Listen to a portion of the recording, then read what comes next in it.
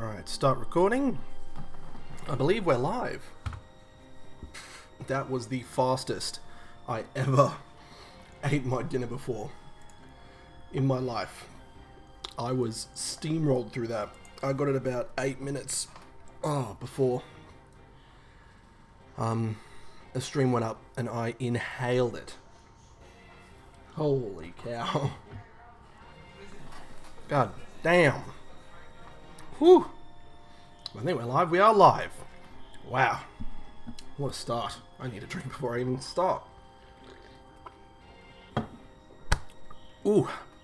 Hello everybody. My name is Matt, aka SH Matt, and welcome back to part 21 of my White Hardcore Nuzlocke. In the last stream, we smashed out through Route 10.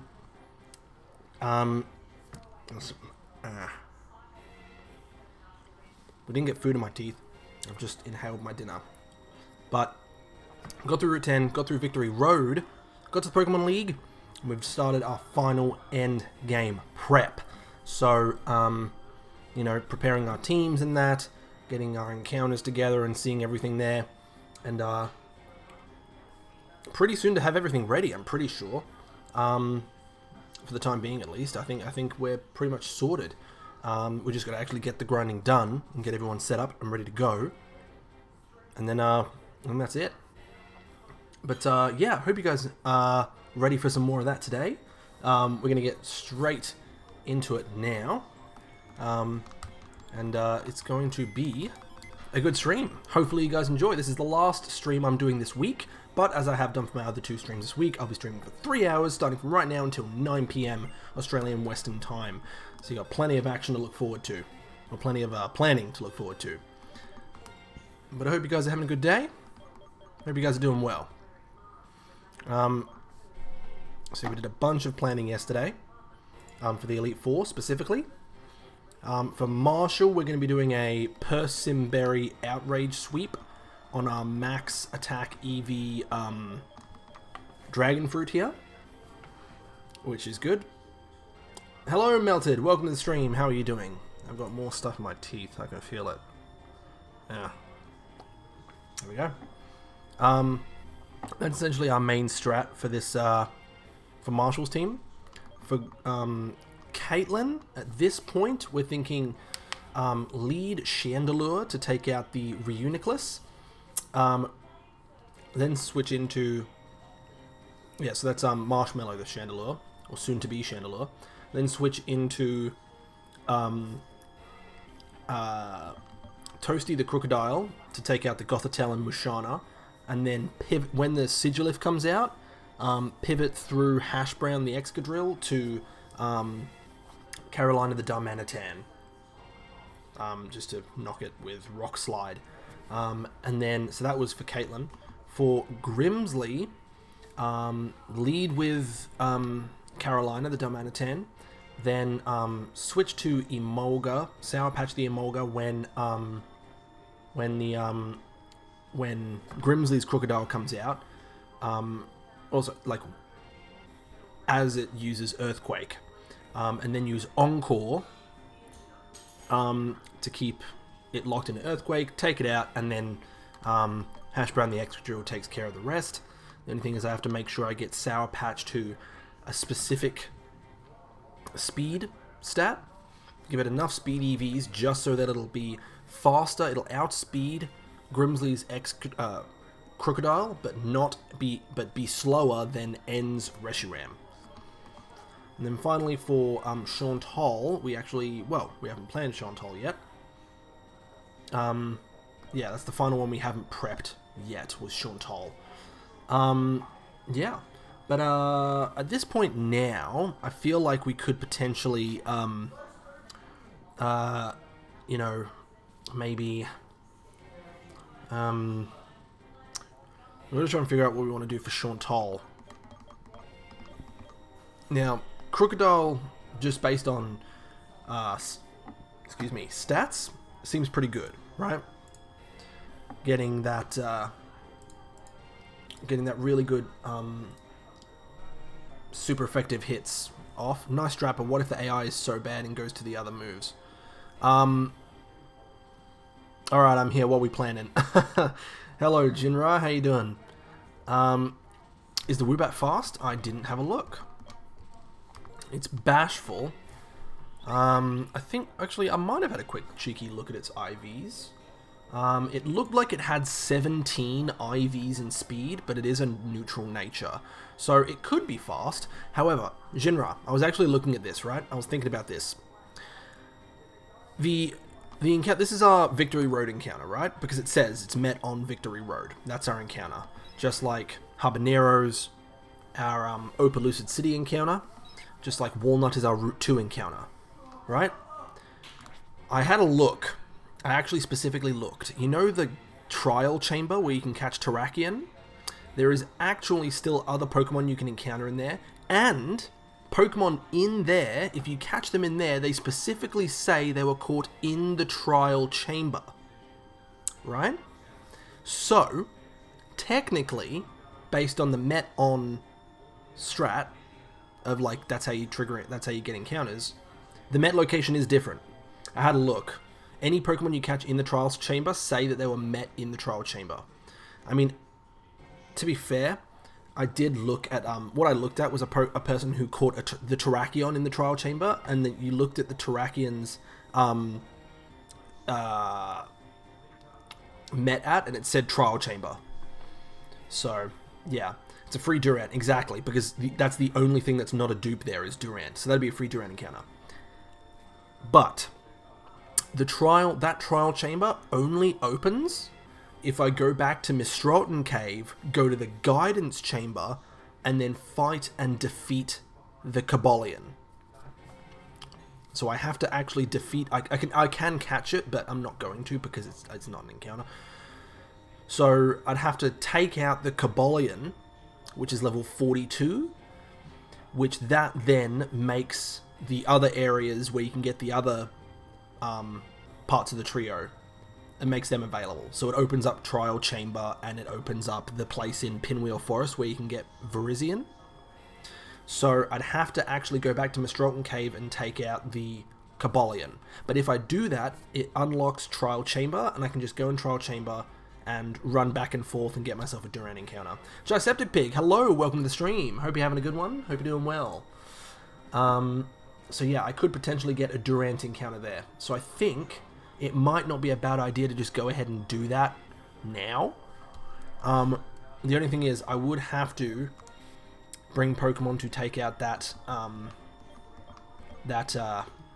nice shirt, I love blue. Yeah, blue's probably, outside of black and white, blue's probably like the main color of clothing that I wear. I wear a lot of cooler colors like blues and purples, because if the Durant is good, we've got to change up the plans, yeah. So I've just got to make sure I'm able to take out that Cobalion. The Cobalion is level 42, I checked. And it will have... I'll just double check its moveset, because I believe it's just a level up moveset for all wild Pokemon. It just says that it's a level 42 Cobalion, which means that its moveset will be Sacred Sword, Iron Head, Retaliate, and Helping Hand. I'm thinking maybe just... Actually, to be fair, now, how good would the Durant have to be, and what would it replace? Melted's Redeeming Hydrate. Thank you, Melted. Like Bishop at most. I mean, we did figure out that our strat... We already did figure out our strat for Caitlyn. I just think it's... Yeah, I mean, it's a good typing. It's good typing.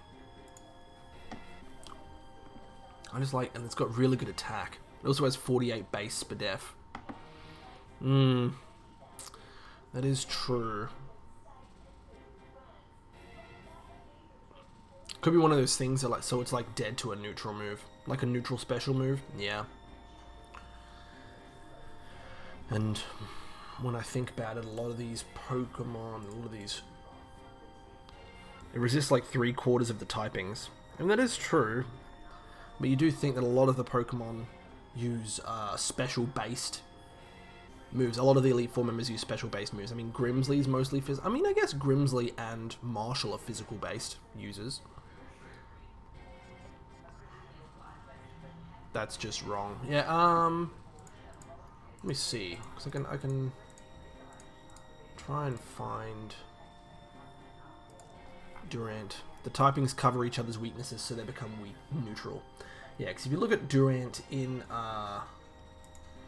Cerebi, you look at its matchups. Yeah, it resists and it's worse in the situations that other steel types are in. Yeah, it resists normal. It's quad weak to fire. It's neutral against water. It's neutral against electric. It quad resists grass. It resists ice. It's neutral against fighting. It's immune to poison. Neutral against ground. Neutral against flying. Resists psychic. Resists bug. Neutral against rock. Resists ghost. Resists dragon. Resists dark. Resists steel. So it resists 1, 2, 3, 4, 5, 6, 7, 8, 9. It resists 9 types and is immune to 1, but then it's neutral to, I mean, it only has the 1, it's neutral to, 1, 2, 3, 4, 5, 6 types. So it's neutral to 6 types.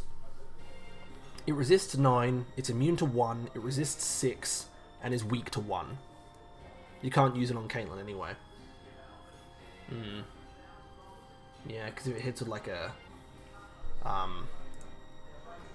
a thunderbolt or whatever, then that's just neutral. Man, I got all excited because I thought of this during the day, that I was like, ooh, I could still get a chance of getting a Durant encounter. Thunderbolt or Air Slash just blast you off. Yeah, you make a good point. Look, it could be something that might be good for like a Glass Cannon Kamikaze strat against N or Getsus, maybe, but I don't need to get it now. It's a lot to go. We have to go a lot out of our way just to get the encounter.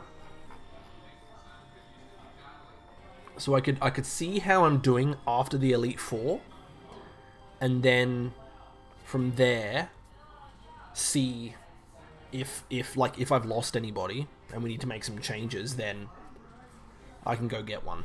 Does that seem fair? I think that seems reasonable. I don't think we go for it. Yeah. So we covered everyone except for Chantal. We just need to get a plan for Chantal now. That's the only Elite Four member left that we've got a plan for, is Chantal.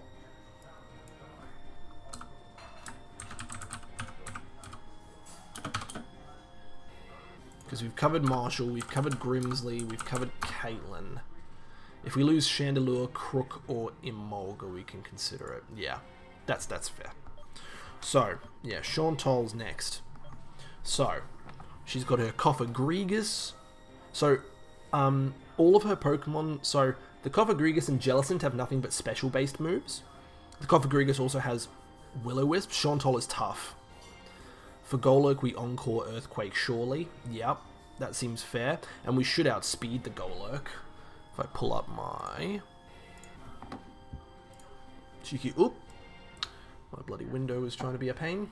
So I've got my Emolga.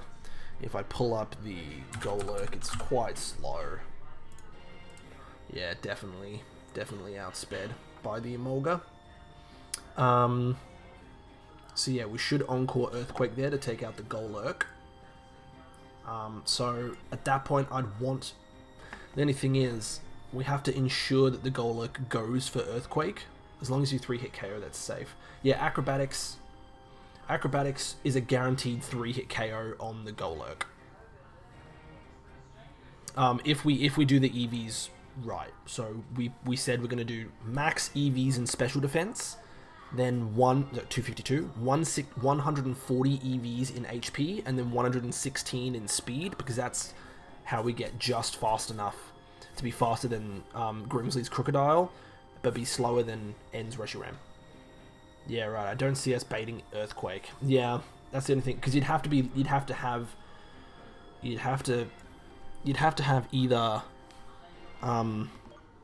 Hash Brown or Carolina in, but the previous Pokemon is Jellicent, unless you lead Excadrill.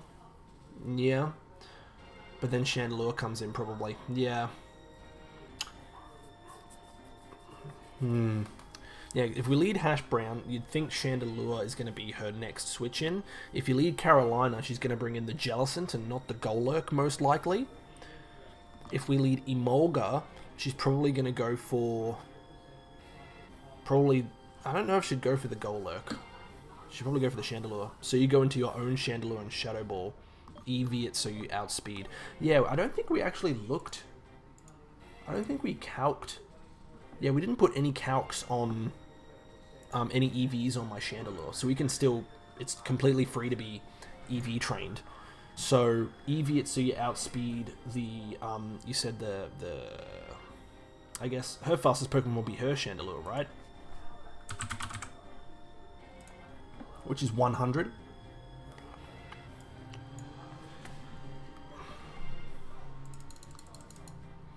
And from what I calced, what would I need? I'd need at least 224 EVs in speed. Should I just max the speed? Because again, my Litwick here, Marshmallow, has a negative speed nature. So, lead Excadrill on Chandelure, go to my Chandelure and kill it with Shadow Ball. If Golurk comes in, Encore, Earthquake, and then Jellicent. Probably don't max it out. Yeah. So 224 EVs is just enough. Go just as much as needed. 224 is enough to outspeed a neutral nature on her Chandelure. If it's a plus speed nature, I would need to give it... I couldn't outspeed it even with max EVs. So there's no point in trying to accommodate for that. I just hope that it's not a plus speed. Then just enough to OHKO her Chandelure. Yep, with a Shadow Ball... what would be enough to OHKO? To be a guaranteed OHKO, it would need to be a 166 special attack, which is obtained from 60 special attack EVs. So with 224 and 60... I still have 224 EVs I can put into something else. Yeah, I have another 224 EVs to put into something else.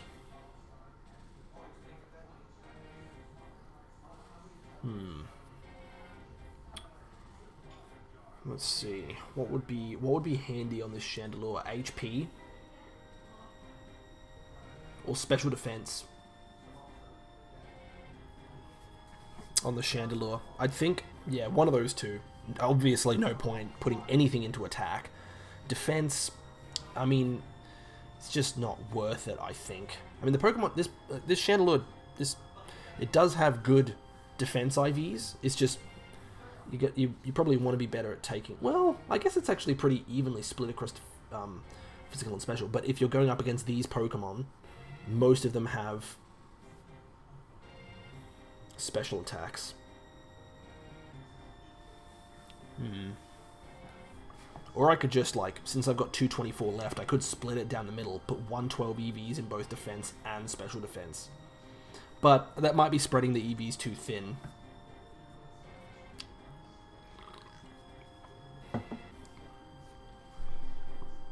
I think. Okay, so...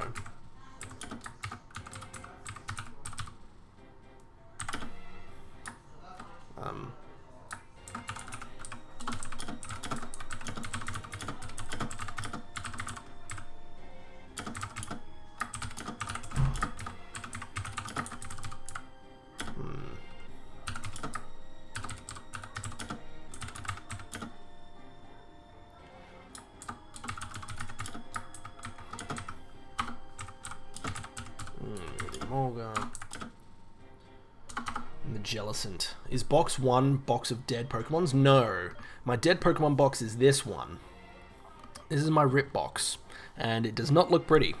There are so many reasonably good Pokemon in here. There's Conkeldurr, Twix, Sherbet the Galvantula, Nandos, the Archeops. Yeah, that's the Deadmons. Rip. This is some box of mons. I've put some in here for like planning and stuff. But yeah, how do you plan for the Jellicent? The Jellicent's kind of a tough one, isn't it? Like, do I just try and hit it hard with Shadow Ball? I was asking because of the Crocodile. No. We've got Toasty the Crocodile. Definitely can't use Toasty against the Jellicent though, because the Jellicent would easily KO with Surf. Well, actually, if I outspeed, but I mean, that's kind of risky because you'd have to be in for it to come out. Like, you'd have to be in when it comes out. Unless you can bait a Shadow Ball, I suppose. Oh, it has Intimidate, that explains it. Yeah.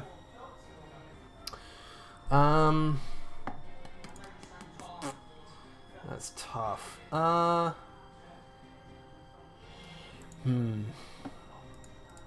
'cause it's got Shadow Ball, Surf, Energy Ball, and Brine. So it's really good at covering ground types specifically. But would my Chandelure one-shot Chantal's Jellicent? It would not. So maybe I give my Marshmallow here enough special attack to actually also take out the Jellicent in one shot. Because it outspeeds.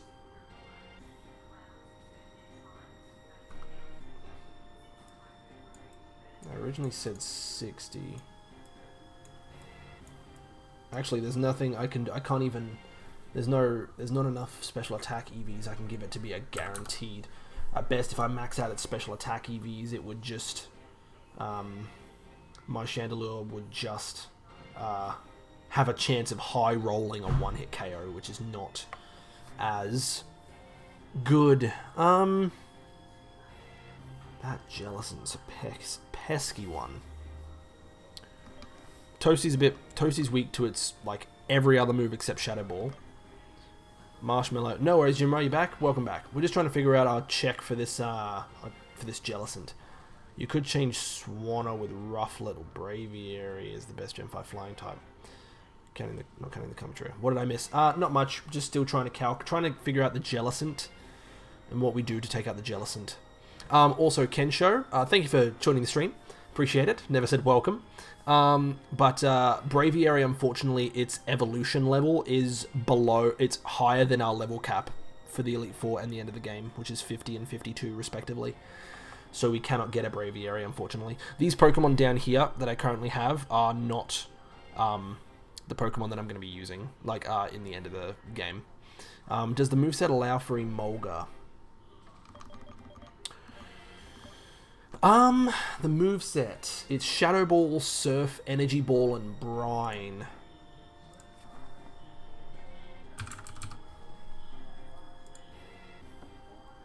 Yep. At best, Surf is a 3-hit KO. The Jellicent Surf is a 3-hit KO on my Emolga on Sour Patch here, if I do that max special defense EVs. At which point I could have Thunderbolt. Thunderbolt would only be enough to 2-hit KO though. And it's not even a guaranteed 2-hit KO.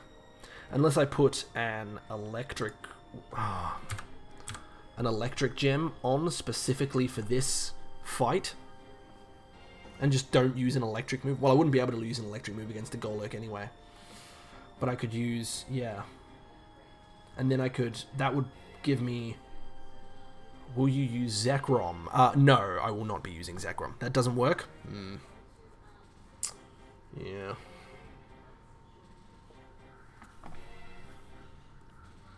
Acrobatics for Golurk. Yeah. So you're saying use a Flying Gem boosted Acrobatics for Golurk is what you're saying?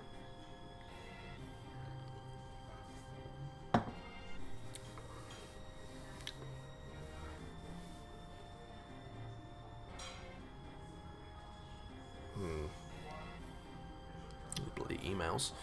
Okay. But yeah, so It's a 3... The Jellicent does a 3-hit KO with Surf on this Emolga if I do that prep. The EV training I said I would do on it. I'm saying you can't acro Golurk when you have an item on. Oh, right. Yeah, it's true. I'd have to... The Jellicent would have to come out first, which... I mean, we don't know. I mean, if I'm... Excadrill... Actually, when you think about it, isn't Excadrill... Excadrill is weak to both fire and water, isn't it? So, it has a 50-50 chance... Chantal has a 50-50 chance of going for the Jellicent or the Chandelure upon KOing the Cofagrigus if we lead Excadrill, right? But a possible 2-hit KO is a guaranteed 3-hit KO. Yeah, that's true. And if I outspeed it, then that's fine. And I outspeed... Yeah, I do outspeed Jellicent, yes. So I could just spam 3 Thunderbolts anyway. And then just hope I don't get crit on the Surf.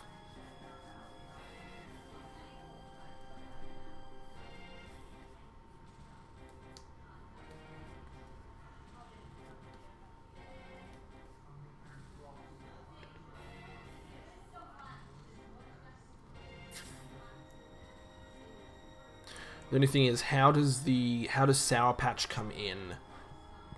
Because that strat only works if my Emolga is already out when the Jellicent comes out, right? That only works, yeah, on Golurk, yeah. Because my only thought is, right, because Excadrill is weak to both fire and water. If I lead with Excadrill and take out the Cofagrigus, is it only a 50-50 chance as to whether Chantal then brings out her Jellicent or her Chandelure? Chandelure baits Golurk. Source, trust me, bro. No, I'm saying when Cofagrigus comes out, like when she leads with Cofagrigus, right? If I lead with Excadrill, like we originally thought, and I take out the Cofagrigus, she rolls for damage.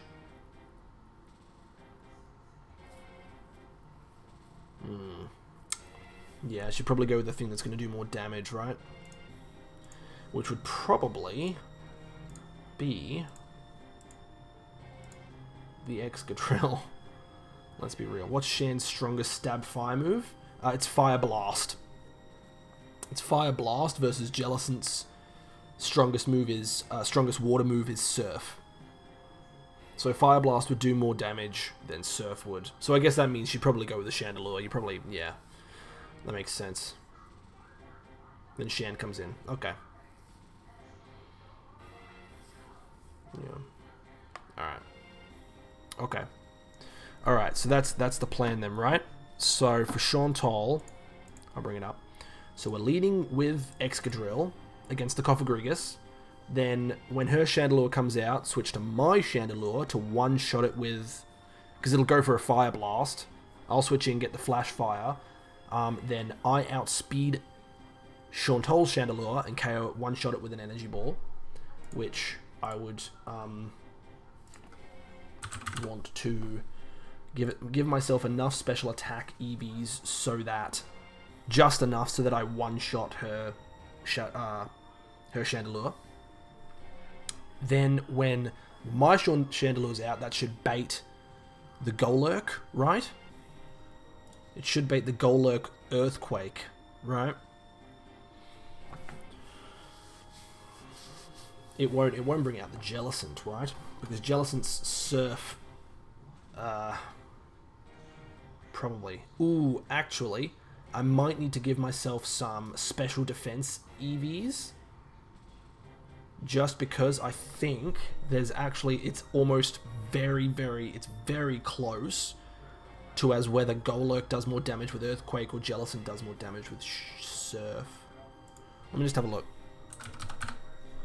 Golurk, Chantal, it could one-shot with Earthquake. Does the Jellicent one-shot? It does, but it's a roll. She gets the guaranteed KO with Golurk's Earthquake. So yeah, she should go to the Golurk after my Chandelure takes out her Chandelure, which then at that point, right? At that point, we then switch to our Emolga on the Earthquake, become immune. Our Emolga outspeeds Shantol's Golurk. So then that's good because then we can get off the Encore. Yeah, we can get off the Encore, which then locks it into Earthquake, and we take it out with a couple of Acrobatics. It should be a 3-shot. And then when the Jellicent comes out, switch to what did we say then in the end there?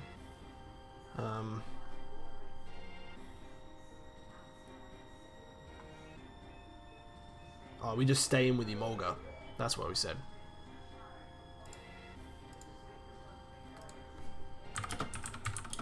Then Thunderbolt on the Jellicent. Okay.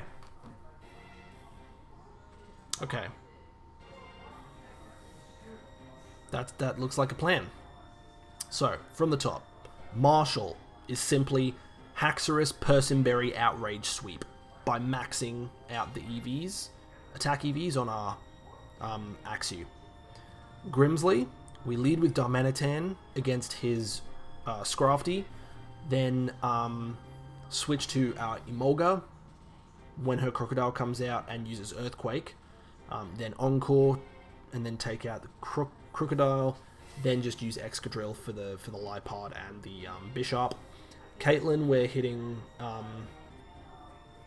Caitlyn, we're leading Chandelure against Reuniclus, then Crocodile against her Musharna and Gothitelle, and then when the Sigilif comes out, pivot through Excadrill to Darmanitan, and then KO with a Rock Slide.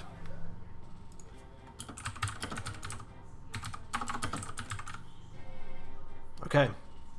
I don't think we plan Enel gets us before doing Elite Four because we could lose one of the Mons. That's true. Yeah. I think we've got the plan now for Marshall Grimsley for the Elite Four. So I think what we should do now is we should just do that training, right? So, did we figure out all of the... We haven't calculated all... We haven't distributed all the EVs for Marshmallow here. We said 224 speed EVs was just enough to get... to outspeed Chantol's Chandelure. We need 224 speed EVs. And then we said 60 special attack EVs is just enough to give it a high enough special attack stat that Shadow Ball one-shots her Chandelure. So we've got 224 EVs in speed and 60 in special attack. That's 284 EVs total. So we still have another like 220. We have another 224. We have another 224 EVs we can distribute among Chandelure. Do we put those into HP or the rest in Spadef to ensure Golurk comes in? Yeah, I think so. So that has to be 224.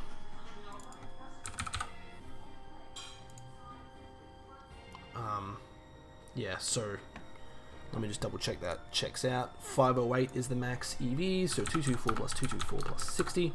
Yep. Okay, so that's what we're doing for the Chandelure. For our Chandelure is 60 in special attack.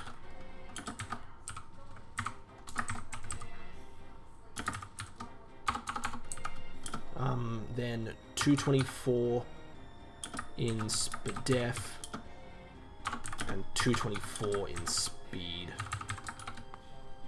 Okay, that's what we got there.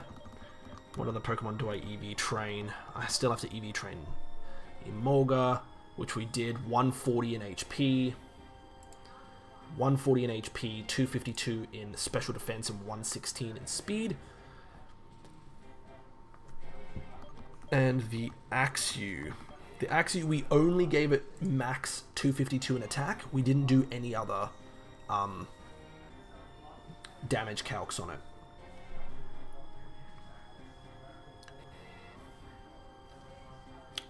Should we max out speed and put a little bit in defense. EV train ensue fully in attack and the rest across speed and HP. Okay. Like, distribute the remaining? Honestly, yes.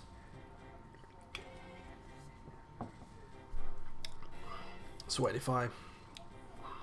So 508 minus 252. We figured out you outspeed Marshall's whole team on +2, right?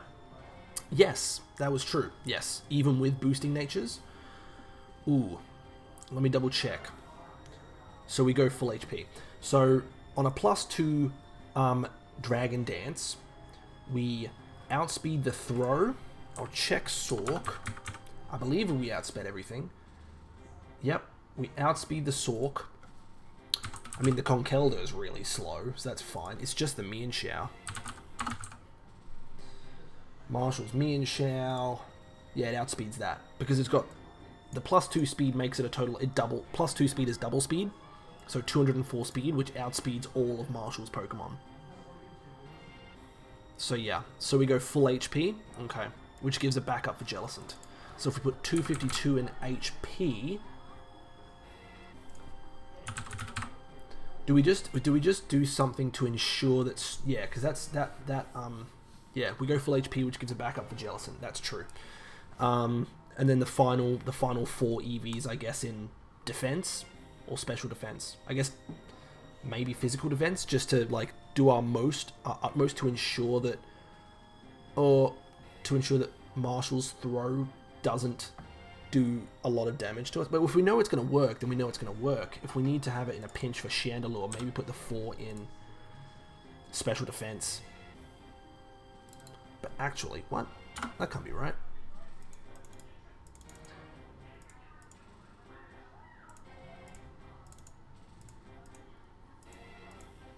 Damn.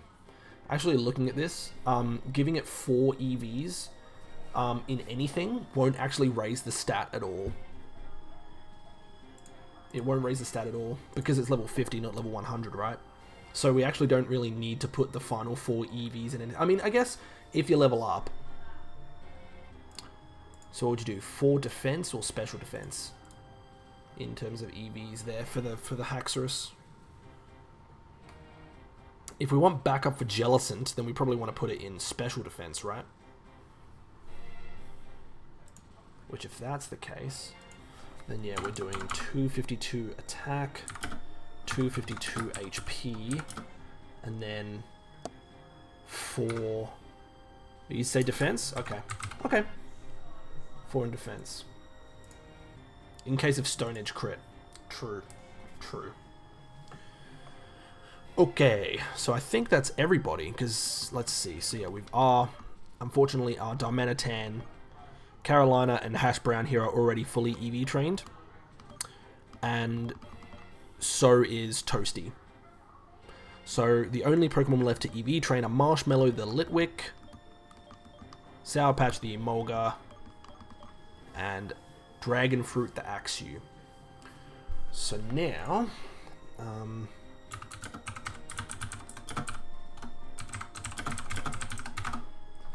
let's look up the best EV train spots, because we need to find them. So for HP, I mean Ordino, makes sense. You get 2 HP EVs for Ordinos. And you can just like take out the ones on routes 1, 2, and 3. The only problem is you have to wait for Shaking Grass. Ducklet gives 1 HP EV. That's a bit too tricky to find just in the shadows of Driftveil Drawbridge. Stunfisk on Route 8, Isurus City and more of Isurus, 100% while surfing, gives 2 HP EVs. That's possible. We could do that, although that Stunfisk is probably going to be pretty high level, isn't it?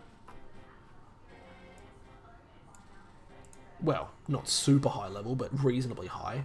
Like level mid-30s, maybe. While surfing... Oh, anywhere from 15 to 35. So depending, I guess it's random. Okay, so that's for HP, which we need to put into...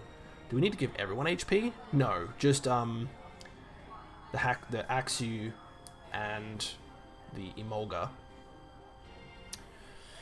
And then we need to give attack to the Haxorus, which we just take out Patrats and Lillipups on Route 1.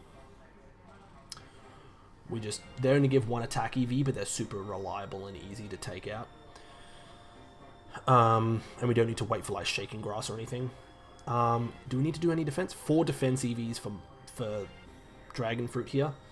The best one is to probably do Yamask in Relic Castle. Yeah, Yamask in Relic Castle gives us 1 defense EV. Hold on a minute. Did I get my Relic Castle encounter? I don't think I got my Relic Castle encounter.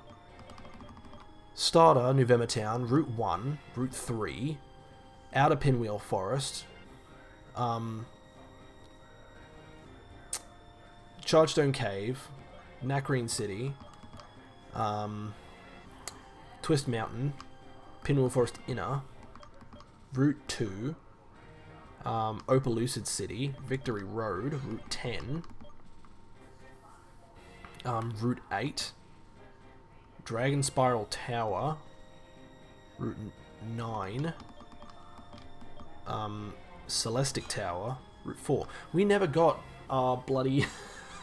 we never got our encounter for the Relic Castle.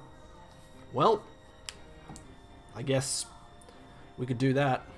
Yes, I beat Brock. Nice. Is that on Radical Red?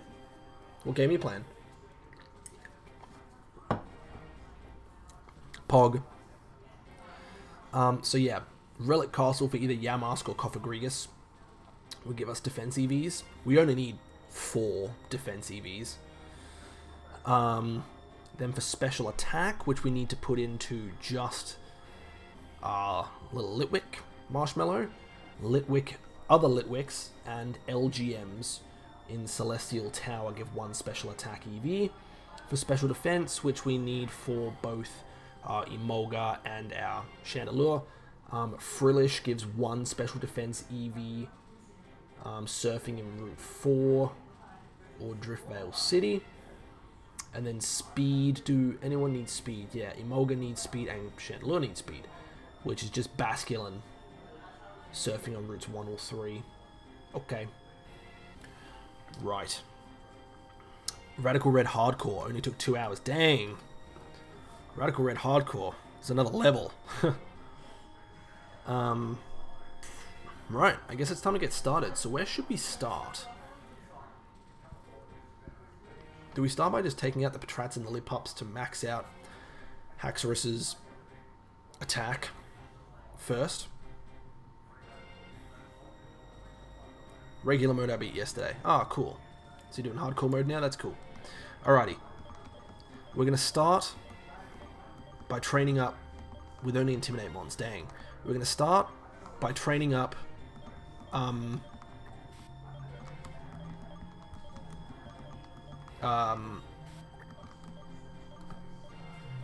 Dragon Fruit, the Ensue.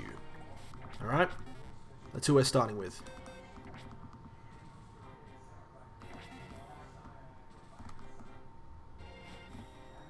So we're going back to Route 1. Krish, ILT, welcome to the stream. Thank you for following. Very much appreciated. Thank you for the support. It means a lot. How are you doing? Hope you're having a good day. Or, you know, morning, afternoon, evening, depending on where you are in the world. We're about to start EV training our little Ensue here. Time for me to get my calc working. Okay, so I'm just going to hit enter on my little calculator whenever we take out a Patrat or Lillipup. And this is really good because we can actually just do this without any drama. Just keep one-shotting everything. On Route 1, all the encounters are either Patrat or Lillipup, unless it's an Ordino for Shaking Grass, but that's fine. How am I doing? I'm fine. How are you doing? Yeah, I'm doing good. We're about to start the EV training, which is nice. And I'm looking forward to it. Start of the EV training dab has been redeemed. Let's get it. Boom. I might have to run out my my current repel if I've got one. Turn my battle animations off. We can just get started.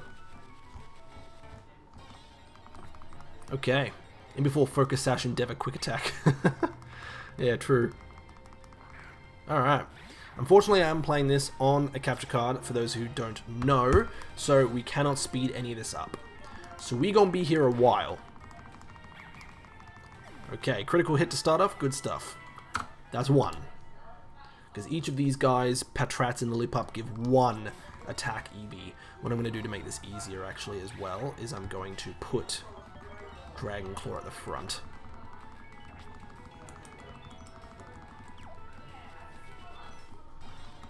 What level does Haxorus learn Outrage? Oh, hold on a minute. Hold on a minute. Uh-oh. Uh-oh, Spaghetti-O, that's not good. I just realized something that could be very, very bad. Oh no. I just realized something that could be really bad. Hey, Jinra, I think I've noticed a problem with our whole strat here. I think I've literally just noticed a problem now. How did I not notice this? Oh my god. So even as an Ensue learns Outrage at level 56. Which is above cap. Yo, that's rough. How did I not notice that? Oh, come on. That sucks so bad. Even if we kept it as an Ensue. Why is it so late, dude? What is with these stupid... Oh, Gen 5 loves to be Gen 5. Wait. Tell me wait. Dragon Claw Dragon Gem? I mean... Yeah? I can try calcing it. Give me a sec. If we double... Or does Conk live? I'll have a look. So, Dragon Gem. Well, I mean, of course, don't forget, the Dragon Gem can only be used on the first Pokemon, which isn't the Conkeldurr, so let's have a look. So, a Dragon Gem boosted Dragon Claw after 2 Dragon Dances does one-shot the throw. Does it one-shot the Conk? See, a Dragon Gem would one-shot the Conk, but doesn't one-shot, but throw lives without the gem. That's true. Throw lives without the gem. So Conk lives without the gem, Dragon Claw, Dragon Gem, Dragon Claw, but with a Dragon Gem, Dragon Claw, it does one-shot. Do I Oko Conk without the gem? No, I don't. Even at max attack EVs and 2 Dragon Dances, it's still not enough. Oh man, I put that one away. As like, that's Life Orb. I don't know if we can even get that, but I'll have a look. That might be a one of those silly battle subway things. I'll have a look. Life Orb. Bulbapedia. In Gen 5, it's a battle subway item, so no Life Orb. You love to see it. You love to see it.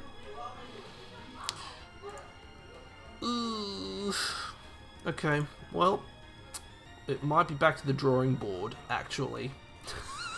Come on. Alright. We can figure something out.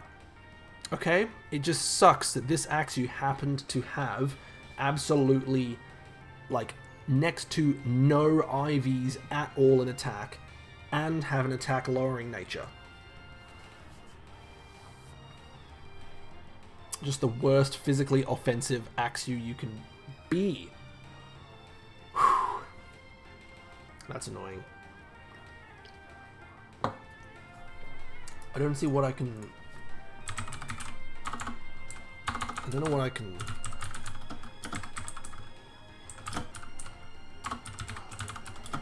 Because that totally throws off our entire plan for Marshall. It throws off everything. Because even with a Dragon Fang, which I have, even a +2, even after 2 Dragon Dances, Dragon Fang doesn't owe... A Dragon Fang boosted Dragon Claw is only a roll on the Conkeldurr. If we got 3 Dragon Dances off, sure. If we got 3 off. But if we only got 2, it wouldn't be enough.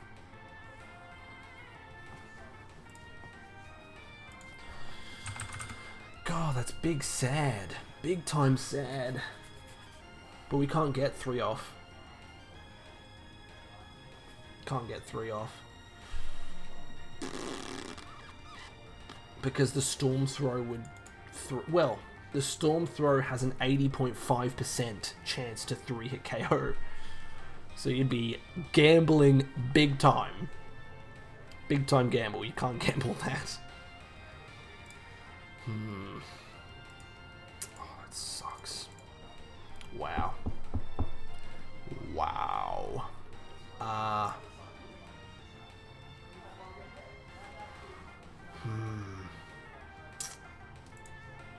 Oh, I don't want sword and shield held items.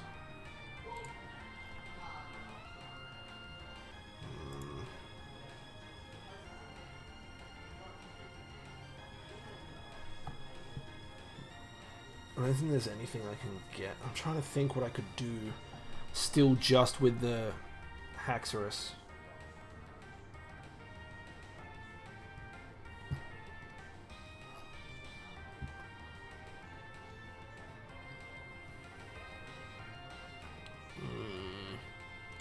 This is hard, man. This is real tough.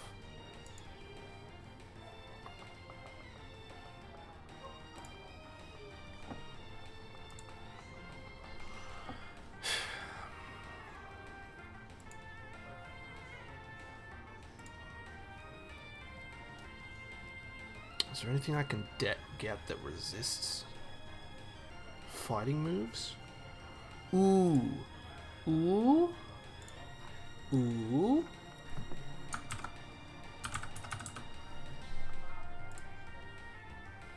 Give me a second. I'm gonna have a look at something. To see this... No, but you can't use that. Sucks. Damn it. I was thinking maybe I could use one of those berries that like that absorbs a fighting type move, but it only does that when you're weak to it, right? And that wouldn't even work because then I wouldn't have any kind of Dragon Fang or anything. How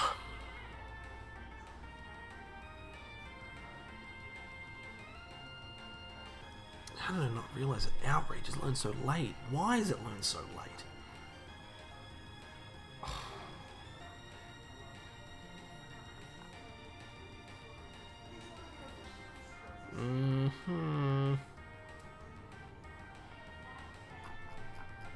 Gotta think of something. There's gotta be a way to get around this. There has to be.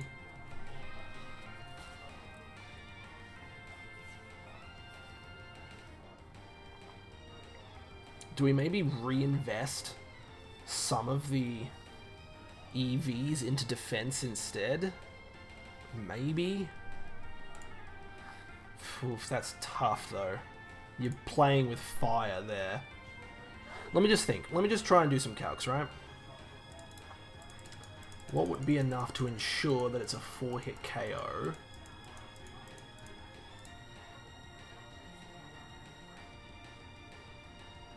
I'd have to take 1 away off you, so you'd have to go down to 148. Which after 3 Dragon Dances? Okay. Okay. There is the possibility, right, of this. If, instead of keeping 252 in HP, but instead of 252 in attack and 4 in defense, go 148 in attack and 112 in defense, right? If I do that,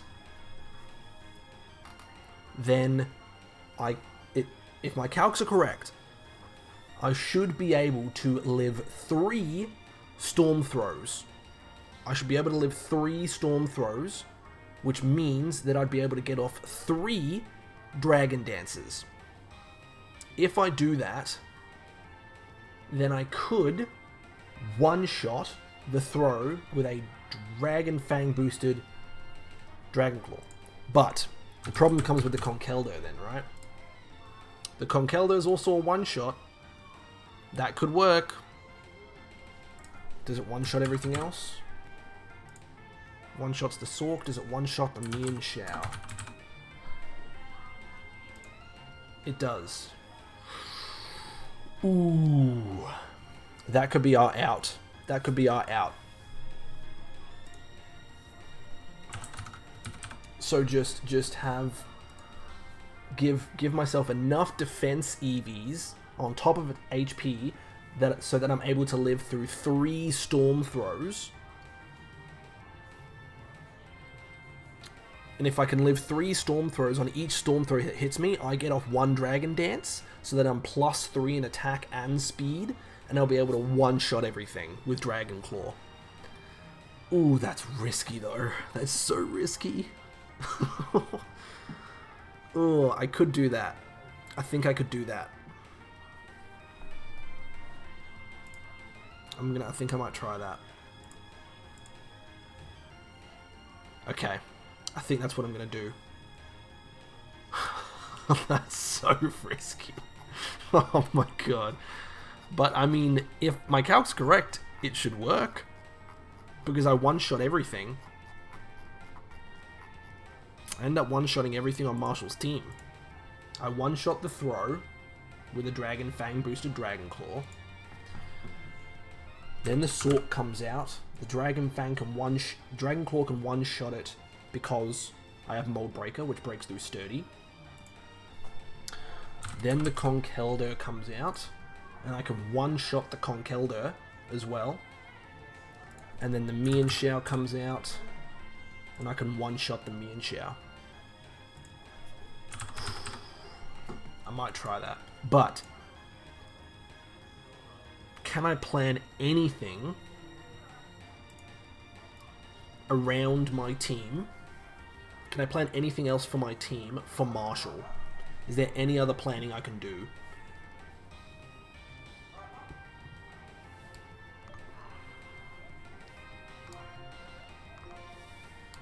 Let me take out another one of these lollipops so we're not stuck on the battle music. Okay, that's 2. That's 2 Axews taken out, so you've got 2 attack EVs. So let's look at this. What did we say our strat was? So our full team that we were attempting to take into the Elite Four was Haxorus, Darmanitan, Emolga, Excadrill, Crocodile, and... Wait. Haxorus, Darmanitan, Emolga, Excadrill, Chandelure, and Crocodile. Whew. If this Haxorus strat doesn't work, then that's big time oofs.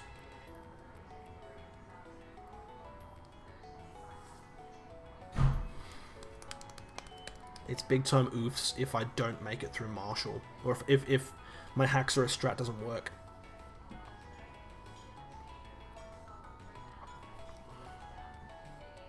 Stop messaging me. That's scary. Because I don't really have a backup, is the only thing. If I don't have a backup, that's it. Because Crocodile's weak to fighting, Excadrill is weak to fighting, Emolga's resists fighting, but is weak to Stone Edge, which every rock moves, which three of his 4 Pokemon have Stone Edge, and one of them has Rock Slide, so they all have rock coverage. So no to Crocodile, no to Excadrill, no to Emolga. Darmanitan is weak to rock types as well.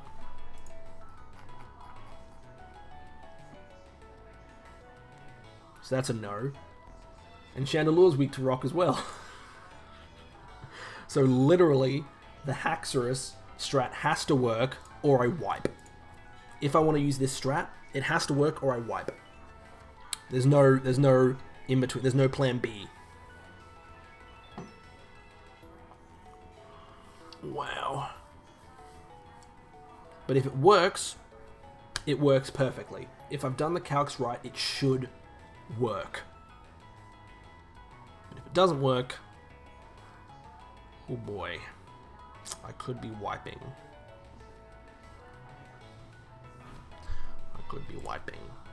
Unless I bring out the Chandelure and I'm able to, like, one-shot stuff. But what moves would I give to one-shot fighting type? Psychic moves? I guess I could give it Psychic, but the Psychic TM is post-game, right? In this game, in Black and White 1? Team 29 Psychic? Yep, Route 13. Post-game. Cool. Fighting types, what else are they weak to? Flying.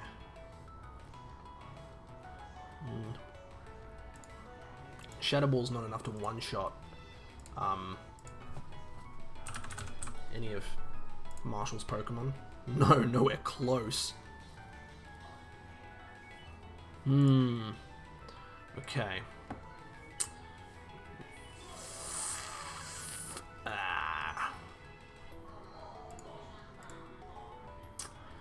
But none of his Pokemon one-shot me. Or at least the throw wouldn't one-shot me. So if I could get a Calm Mind off to boost my special attack and special defense, would I then one-shot? Nope. Still nowhere close to one-shotting. Dream Eater, Trick Room. Will-O-Wisp, I suppose, to get the burn off. If you're burned... Oh, you got guts. Well, not on the throw. Not on the throw, because the throw has guts. Oof. Wow. That's so scary.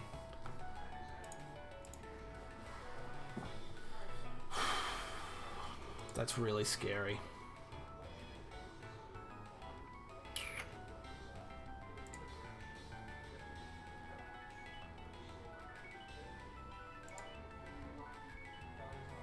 But I could use, if it's not the throw, right? But I mean, if the strat's going to fail, it's going to be on the throw, right?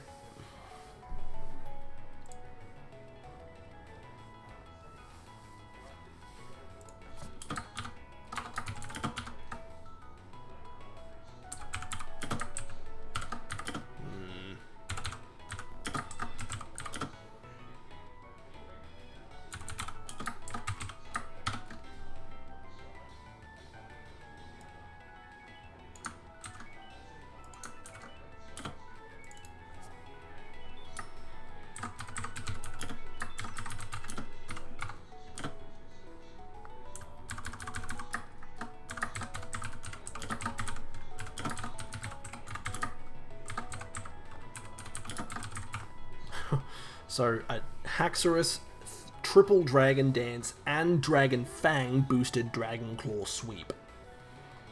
Whew.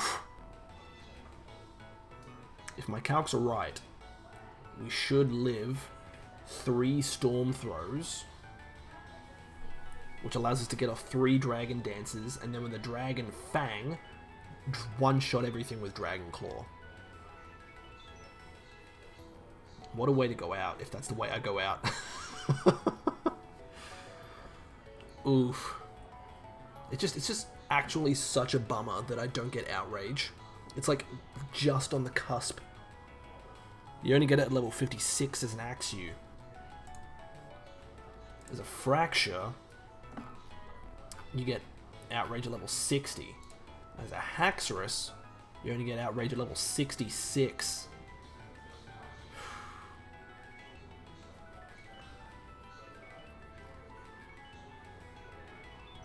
Or, you do also get Swords Dance. If I get 1 Dragon Dance off, and then a Swords Dance off, which only takes 2 turns. If I did 1 Dragon Dance, is 1 Dragon Dance plus speed enough to take out, to be faster than everything on his team? Yeah, I outspeed his Sork. I definitely outspeed his Conk. And then, do I outspeed his Ensue? I do, on a +1 speed. So I could only take 2 turns to set up. But instead of doing 2 Dragon Dances, do 1 Dragon Dance and 1 Swords Dance, because Haxorus gets Swords Dance at level 50. So I could use turn 1 to Dragon Dance. It hits me with Storm Throw. I use turn 2 to Swords Dance. It then hits me with another Storm Throw. And then I sweep with the Dragon Fang boosted Dragon Claw.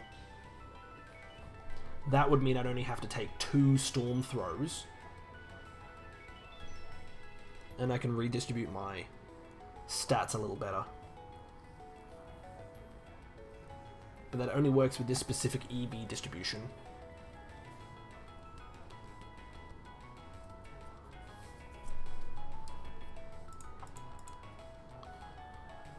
The throw, the conk. I'm not really worried about the conk's defense. What's the lowest number of attack? I need to actually just one-shot the conk. The conk's defense is 111. Throws is 101.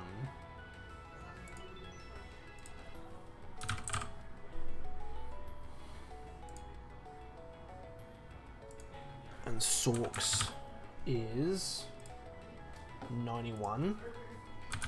And Enseue's is 80. So the highest is the conk. So the lowest I'd need is a 142, which is 32 EVs in attack. That's the minimum I'd need. But I'll probably want to max it out, right? But that means I need to be able to take enough Storm Throws to be actually able to set up. So if I put 252 back in here, and then I put 4 down here, that's enough to 2-turn set up. So I can go back to using max HP, max attack, and then 4 EVs in defense. And I could do it like that, right? Where I do, yeah, I can take 2 turns to set up. It Storm Throws me twice. I use, Dragon Dance on the first turn to be able to get a high enough speed to outspeed everything. I then use Swords Dance on the second turn, and then sweep with Dragon Fang boosted Dragon Claw. I figured out the plan. So yeah, instead of doing 2 Dragon Dances and then Outrage, it's a Dragon Dance, a Swords Dance, then Dragon Claw with a Dragon Fang to boost it. That's what we do. That's what we do. I don't know what I need for its other moves then. So it's going to have 2 setup moves at that point then. I mean, so Marshall's fastest Pokemon is probably the Ensue. The Throw has 63 speed. The Sork has 101 speed. The Conk has 63 speed. And the Ensue has 125 speed. So if I wanted to be able to just... well, no, I think maxing out attack is probably the best move, right?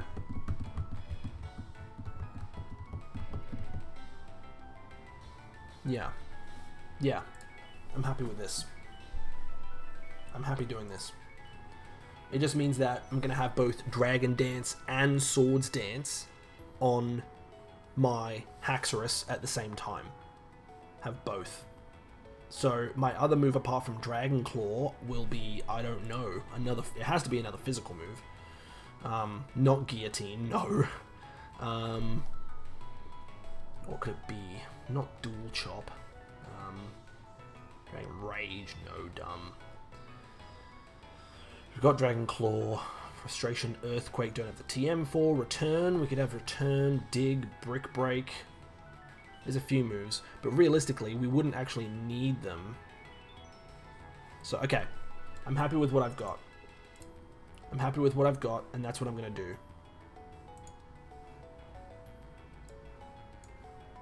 So my strat is back to having max attack, max HP EVs, and then 4 EVs thrown onto defense. Because I don't need to triple Dragon Dance setup, I just need to be able to use 2 turns to set up, 1 turn for Dragon Dance, 1 turn for Swords Dance, and then sweep with Dragon Claw. That's boosted by Dragon Fang. Okay. Look, if I go down... Hey Matt, what if Excadrill dies to Chandelure? Well, if I've done my damage calcs right, it should not. Well, I mean, I wouldn't have Haxorus out against the Chandelure. So, like, you mean Chantal's Chandelure, right? Is that what you mean?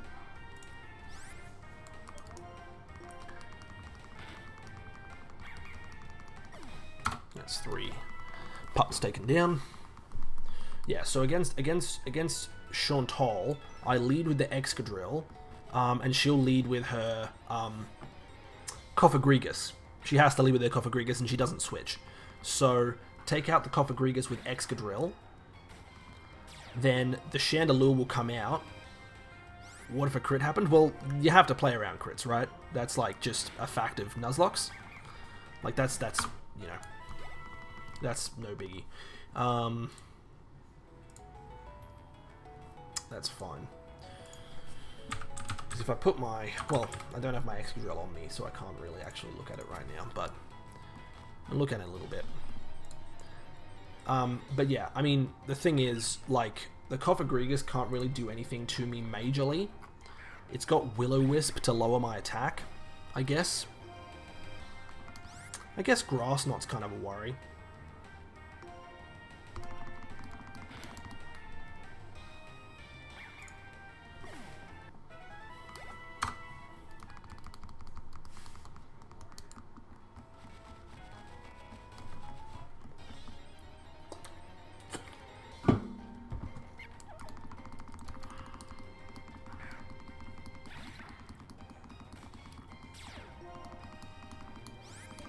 But we do outspeed the Cofagrigus. So what I could do is I just have to make sure that my Excadrill can one-shot the Cofagrigus with an Earthquake. And it doesn't matter if my Excadrill gets Mummy during that fight, because my Excadrill has my Excadrill has Sand Force as its ability, so Sand Force wasn't going to be used as an ability anyway. Grass not going to be a problem because Excadrill is a thick mon. It is. It is. I'll do the calcs. I'll do some more calcs after I've gotten through all of Dragon Claw's PP. Or I've gotten through all the PP here, taking out these mons. So I've got 15 Dragon Claws. And then I've got like 20 slashes. I hate that ability comes up every time.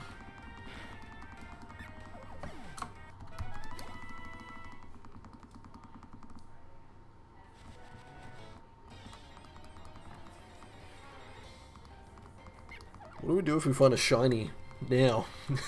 While we're just doing the EV training. I mean, I'd catch it, of course. Don't know if I'd be able to use it, though. That's a bit against the rules. Be funny, though. I've already got a shiny Patrat before. I've never had a shiny Lillipup, though.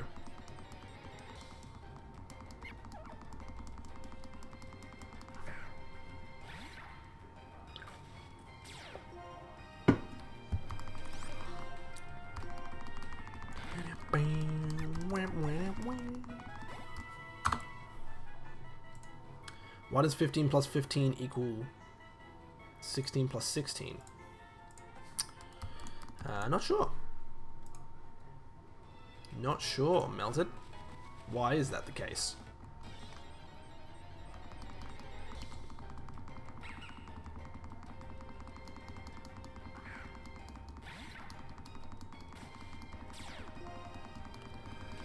Man, this whole thing is making me wish I was on an emulator now.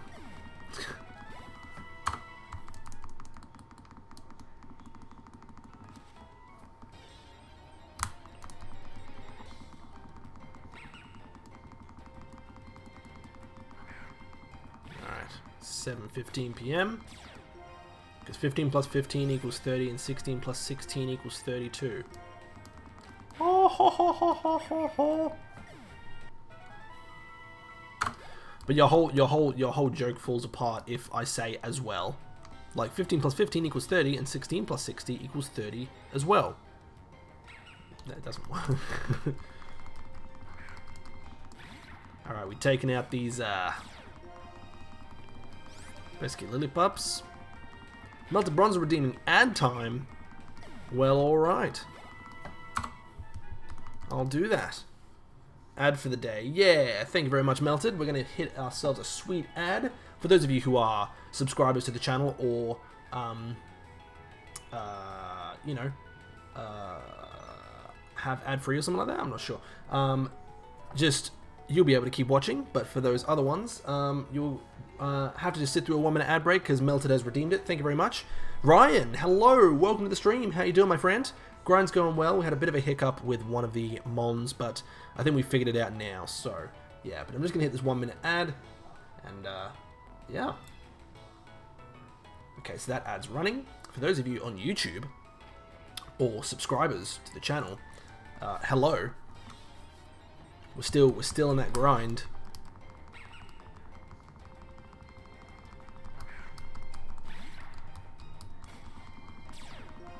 But the grind's going well. We're starting with Dragon Fruit. The ensue here, giving him max attack EVs.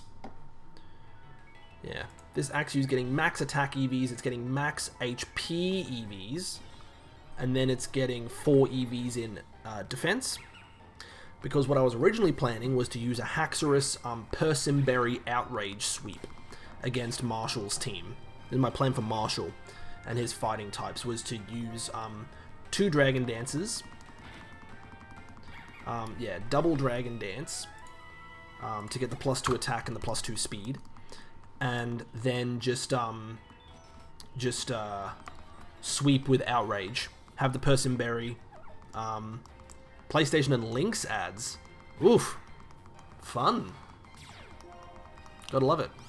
Sorry, I didn't realize you were watching the ad. Might be. I'll start again. So yeah, Dragon Fruit here, giving it max EVs in attack and HP, and then 4 EVs in defense, so that I can... What I originally was planning was to have Haxorus holding a Persimberry, use 2 Dragon Dances to get +2 attack and speed, then sweep with Outrage against his first 3 mons.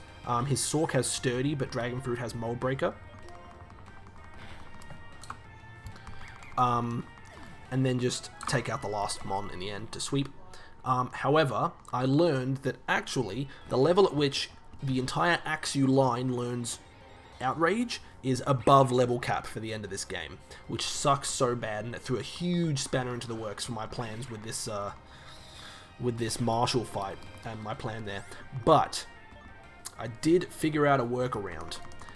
What I can do is because this was all based on the fact that I used 2 Dragon Dances, right? I only need 1 speed buff to be able to outspeed all of Marshall's Pokemon, including his Mienshao. I just need a +1 to the speed. So what I thought to do is on the first turn, go in and have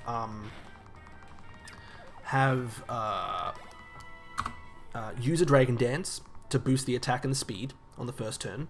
On the second turn, then go ahead and use a Swords Dance, because Haxorus gets Swords Dance right on level 50, which is capped for the Elite Four.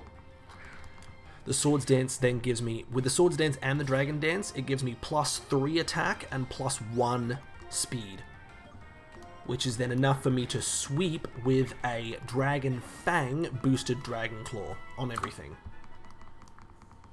And I don't need a Person Berry, and I can use a Dragon Fang. So that was the workaround I figured out. And that's by keeping the same EVs, so 252 in attack, 252 in HP, and 4 in defense. So yeah, lots of calcs were done. But if my calcs are correct, it should be enough to take out Marshall's team with just the sweep. Then for Grimsley, lead with Darmanitan against his his Scrafty. Take it out with Hammer Arm. Then when his Crocodile comes out and wants to use Earthquake, switch to my Emolga. Yeah, disregard this entire team down here. Disregard this entire team for now. It's all out of whack. Switch to my Emolga, which is immune to it. Then on the next turn use Encore to lock the Crocodile into Earthquake. Like, outspeed the Crocodile, of course.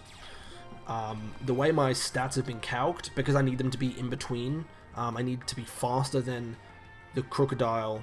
My Emolga needs to be faster than the Crocodile, but slower than N's Reshiram.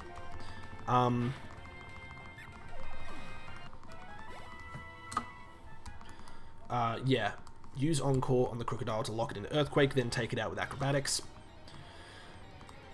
Then, when he brings either his Liepard or Bishop out, just switch to Excadrill, and Excadrill can wall his last two Pokemon, his Liepard and his Bishop. Hopefully your calculations go according to plan. Yeah, fingers crossed, right? Then for Caitlin, she leads with her Reuniclus. I would lead with my Chandelure. At which point, once I've got Chandelure out, my Chandelure I'm giving 60 special attack EVs, 224 and then 224 in both special defense and speed. So Shadow Ball should one-shot the Reuniclus. Then when her Musharna comes out, bring out Crocodile to take it out, because you just wall it. And the same for the Gothitelle. And then whenever she brings her Sigilif out, and I've got Crocodile out, pivot through Darmanitan, pivot through Excadrill, sorry, to bait the Ice Beam, and then switch to Darmanitan on the Ice Beam, and then just hit it with Rock Slide. So that's Caitlin's plan. Then Chantal's plan is to lead Excadrill. Currently, I've got to do more recalcs on this. Lead with Excadrill against her Cofagrigus to take that out. Then when her Chandelure comes out,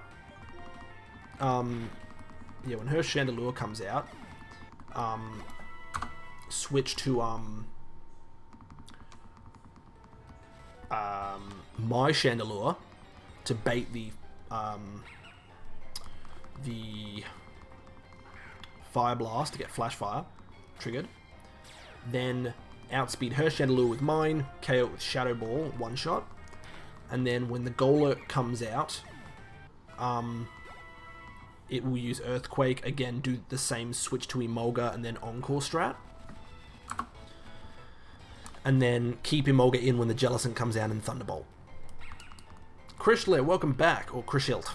Apologies, welcome back. How you doing? Yeah, and that's the plan for Chantal. And I haven't done any planning yet for N and Getsus, but honestly we can do that after taking out the Elite Four, because we can go out, we can leave N's castle to do whatever after we beat the Elite Four, but before taking him on. So that's all good. Yeah, so we just got a plan for the Elite Four right now. Just call me Krish, no worries. All good. Not a problem. Bit of a quiet stream today, isn't it? Quiet old Wednesday stream. That's okay. You have quiet streams from time to time. They can't all be super busy. Krish, redeeming the Hydrate. Thank you very much for redeeming that.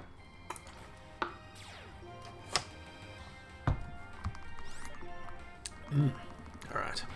4 slashes left. So once I've used up all my PP, I will have taken out on these moves. I will have taken out the I would have gotten 35 attack EVs onto Dragon Fruit here.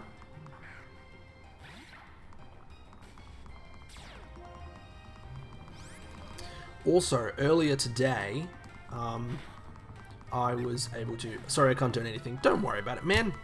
You don't have to donate stuff to make me feel grateful. You followed. That means a lot to me, regardless. Supporting the channel and just being around, saying hello, and enjoying the content is what matters to me. So, thank you very much. Don't feel bad for that. Okay.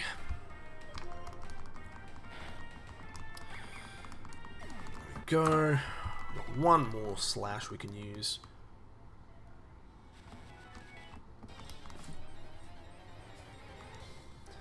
Okay, we're nearing the halfway point of the stream. We usually stream, well, I mean, this is the final stream I'm doing this week. Unfortunately, I can't stream on Thursday because of prior commitments. So that's why I decided I'm going to cancel my stream on Thursday, but instead of streaming just 3 2-hour streams, as I would normally do in that situation, add an extra hour to every stream. So, streaming 3 hours. Elite 4 next week. Yeah, looks like it. So yeah, that's me out of PP for Dragon Claw and Slash, so I'm up to 35 EVs on Dragon Fruit. I'm gonna go fly back to the, well, I need to. Okay, that's fine. Yeah. But yeah, Elite 4 next week, Ryan, for sure. Yeah. We've got, you got to do all of this, EV training on I've got 3 Pokemon to EV train. Well, actually, and that's just for the Elite 4. Three Pokemon to EV train for the Elite 4, and then I'll need to EV train another 3 Pokemon for N and Getzes. So, lots of training still. So it'll probably be late next week. Like, probably a whole week will be when we finally get to the end. But it's worth it. You got to spend the time. Good luck with the grinding. Have a good one, man. No worries, Ryan. I'm sure you're going ahead to start your stream. You'll be having a raid from me later on. So thank you very much. See you soon, man. Thanks for stopping around. Stopping by. Alright, so yeah, my Excadrill is not in my team right now, but is over here. If I look at my Excadrill, here, level 45. I don't know what your stats are specifically. It's hard to figure out. You currently got 174 in HP though. You got, oh wait, Ryan was here. I got distracted. No worries, Jinra. It's all good. Were you able to hear my workaround strat for Marshall's fight? I figured out a workaround. Attack is 136. This is going to be very rough on Hash Brown here. 65. Special attack is 53. Yeah, praying it doesn't Stone Edge. Yeah, that's the plan, right? That's hoping it doesn't Stone Edge. I mean, if I've done the calcs right, the throw should see that Storm Throw is the best reliable high damaging move it does. Because the Stone Edge and the Payback both do only 25 to 29.5% HP, depending on roll. Whereas the Storm Throw does 31.2 to 37.5% HP of damage on roll. So it should always see Storm Throw as the best option. It should. The AI should see that. Special defense is 74. Speed's 91. Okay, and your Sand Force ability. You've got Earthquake, Metal Claw, your Rock Slide, and you got Swords Dance. I'm just doing my calcs for Shauntoll's Cofagrigus against Excadrill. Yeah, Shauntoll's Cofagrigus actually, the Grass Knot doesn't do that much damage at all. The Grass Knot and Shadow Ball both do the same amount of damage, which is it's a possible 5-hit KO. So it's only a 5-hit KO on high rolls. That's it. So Hash Brown has no problem being able to take out. What I could do is I did the favorite Pokemon picker thing. Oh, really? Nice. What, like where you pick your favorite of each type? That's cool. Let me see here. So if I do a Swords Dance to get +2 there on attack, I mean, I could honestly do... I could do 3... Well... And maybe do 2 Swords Dances to get +4 attack on the Cofagrigus, and then just one-shot the Cofagrigus with Earthquake. But I do need to get 2 Swords Dances off. No, the one where it shows you 20 at a time and you choose to... Oh, right, I know that one. Yeah, I know the one you're talking about. Okay, so, just making sure... And then it goes down to a few of your faves. Yeah. So, just making sure for the Chantal fight, what I'm doing is I have to use 2 Swords Dances first to be able to one-shot the Cofagrigus with Earthquake. Can I take it out in less than 3 turns, though? No. Either I Swords Dance once and then 2-shot it with Earthquake, or I Swords Dance twice and then 1-shot it. I mean, technically I could Swords Dance once and then 1-shot it on a crit Earthquake, but I don't want to rely on crits. I'd rather just get the stability of having... Because then in a pinch, if I need to bring Excadrill back out, I can, and it's already got the +4 boost. Apparently 4 out of my top 10 are Gen 8 Mons. Clown. Oh, really? What were they? If you don't mind me asking, of course. Okay, so I just wanted to check that for clarity's sake. I'm going to actually update my sprites here to the Pokemon I'm going to be using in the Elite Four. So I'll have Axew here for now. I'm going to use Excadrill. You're going to be replacing. I'm going to replace you with Domenitin.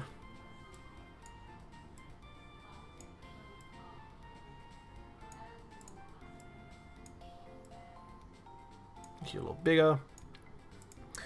The Swanna I'm not going to be using. I'm going to use an Emolga instead. Different flying type. There we go.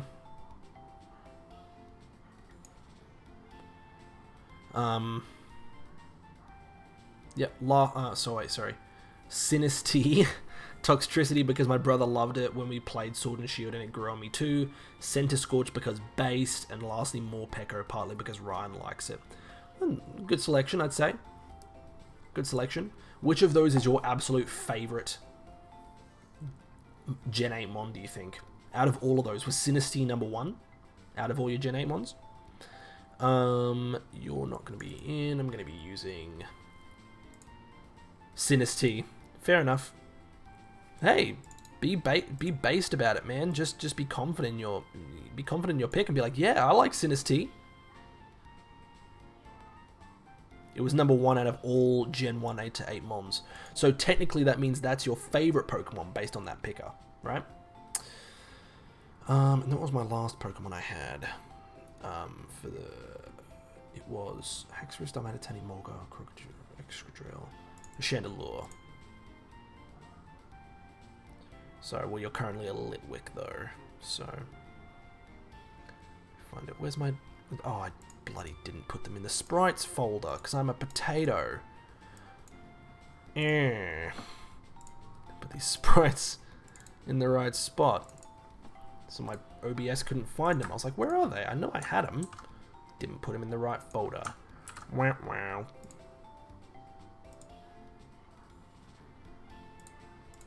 There they are. Okay, so where is my Litwick sprite? There it is. Yay! Little Litwick. Nice. Look, it's literally my Twitch name. Yeah, that's true. That's true.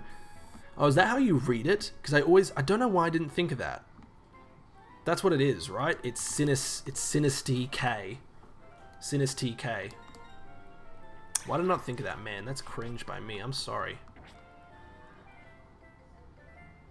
Okay, so I know that whenever my Axew runs out of PP, like for Dragonclaw and Slash, I've done another 35 encounters.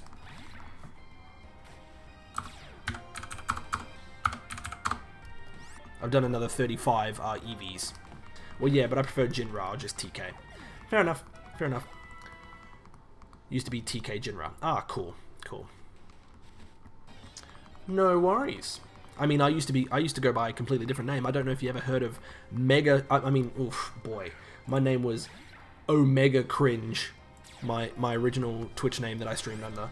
Well, not Omega Cringe. I still enjoyed it, but it's a name that's kind of from an old time that's like not really... It's not really marketable. It was Mega Shiny Hunter 96. So year I was born. Mega, because I think Shiny Hunter 96 was taken. So I just had to put Mega in front of it, and then, yeah, my year. Then I changed it to TK Jinra in reference to the streamer I watched at the time. Ah, cool. Then I started liking Sinisty, so I changed it to this. Very cool. See, I'm not actually counting individual encounters now. I mean, I can always check however many EVs I've got by how much PP I've used, because I've only ever just fought these Patrats and the Lip-Ups with this Axew, so upgrades, people, upgrades. Exactly, upgrades.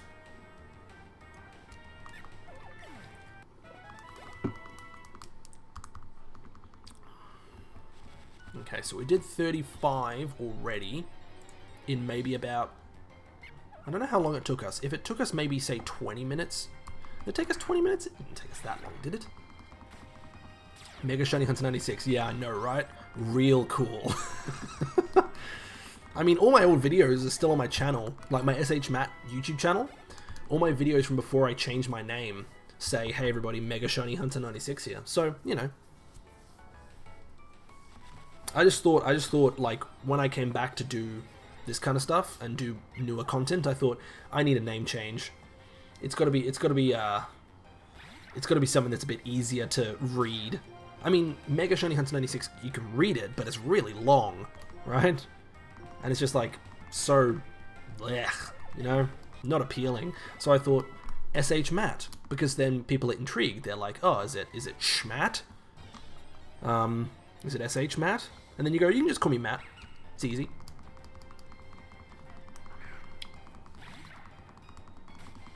And I kept, even though I don't shiny hunt anymore, I kind of wanted to keep that in my name just to like as a callback kind of to my days as a shiny hunter when I used to do it. Because that was a big part of me creating content on the internet for the longest time. Like I created that channel, Mega Shiny Hunter 96, back in 2010. That's when my first video is, from 2010. So that video now, I think it was August of 2010, was my first video. So it's almost coming up on the anniversary of that, of me being on, my content being on YouTube for 11 years. Huge yikes. That is not pog. I mean, being on the internet creating content for 11 years is kind of pog, but there was a while there for a couple of years, probably around 2017 to 2019 and 2020 as well, that I didn't really make that much content. Just because I was trying to, like, you know, I was focusing on full-time work and finishing uni and other life stuff, and, you know, only, you know, June of this year, a month and a half ago, I figured out, you know what, I kind of want to just, like, go out and do it and, like, commit to it properly. So, just commit to creating the content and treat it like a second job. And that's what I'm doing, you know, keeping up schedules, to the best of my ability. Of course, I know I'm not streaming tomorrow, but that's literally just this one time thing, and situations like that will be extremely rare. But, yeah, you know, streaming, and I'm trying to, I think, because my schedule was streaming 4 times a week, Monday, Tuesday, Wednesday, Thursday, 6 PM to 8 PM. This week I'm just streaming Monday, Tuesday, Wednesday, but I'm streaming 6 PM to 9 PM. I think when I go back to doing the 4 days of streaming, I'm going to actually extend it to 2.5 hours per stream instead of 2. So I get an extra half hour in there. Which means that, yeah, you get 10 hours of streaming per week instead of 8. You get an extra 2 hours. So, you know, it's all about slow progression, building yourself up and getting it done, you know? That you gotta treat it like a job. You see people sometimes who say they want to you know, go and, you know, make either upload YouTube videos or make, like, be a streamer on Twitch and all that. And, you know, that's what I want to do. But you see people go on there and they, like, do a couple of streams and they're like, I didn't get, like, I'm not even up to 10 viewers after, like, 3 streams, and then people give up. And it's like, well, you've got to actually treat it. If you want to actually even get close to getting any kind of earnings off of any platform, really, you have to treat it like a job. You have to. Otherwise, it's just, you're never going to be in the right mindset to actually make it work. You have to commit to it like it's a job, which means you have to spend hours working on it and committing to it to see it grow and blossom. It's the same as, you know, if you were to, like, start a business, a small business, you wanted to start, like, a little cafe, for example, maybe like a little coffee shop. I like this analogy because I like coffee. But yeah, you start a little coffee shop and you go, oh, I've been open for a week and I've only had like 2 customers the whole week, even though I just opened. Why am I not making, you know, decent money immediately? It's because you have to spend time working on it and making it grow. It's the same with Twitch. It's the same with YouTube. It's the same when Mixer was still around. You know, it's all the same. You got to make commitments to it as if it was a regular job. Now, I do work a full-time job, so it's a bit hard for me to commit. Like, I'd love to commit more hours than I am committing right now to the streaming. But me working a full-time job makes that quite hard. Otherwise, because this is me finding the right balance for myself right now, so that I don't burn myself out by working full-time and then doing the streaming and then just being absolutely exhausted the rest of the time. That's not how I want to do things. I want to be able to be up and about and alive, ready to go for both my full-time job and this. You know, if it gets to a point where I'm able to, you know, have enough viewership and stuff on here, and I'm able to get to Twitch Partner Program, and I can, you know, start thinking, hey, alongside uploading stuff to YouTube and doing stuff on Twitch, I'm able to, you know, actually maybe get some decent earnings off of this. Then at that point, I'd think about considering leaving my full-time job. But that, of course, is a huge risk, right?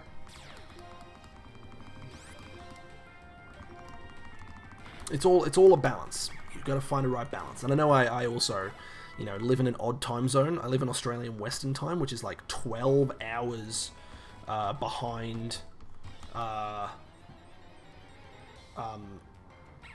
the east coast of the US.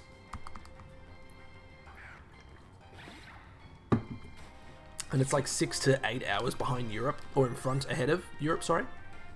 So, you know, it's not a time zone. If I were to do this as a full-time job, I would, of course, spend, you know, full-time hours doing it. I'd commit, you know, 40 hours a week to it.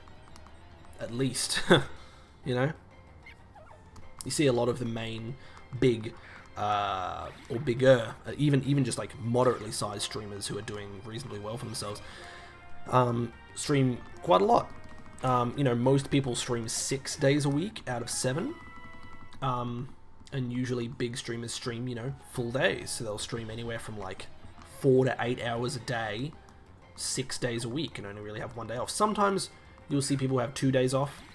But yeah, it's all, you know, you got to find the balance that works for you. And if you want to treat something like this as, you know, you want to actually earn money from it and make it your job, and yeah, get paid to do it, you have to commit to it like it's a job.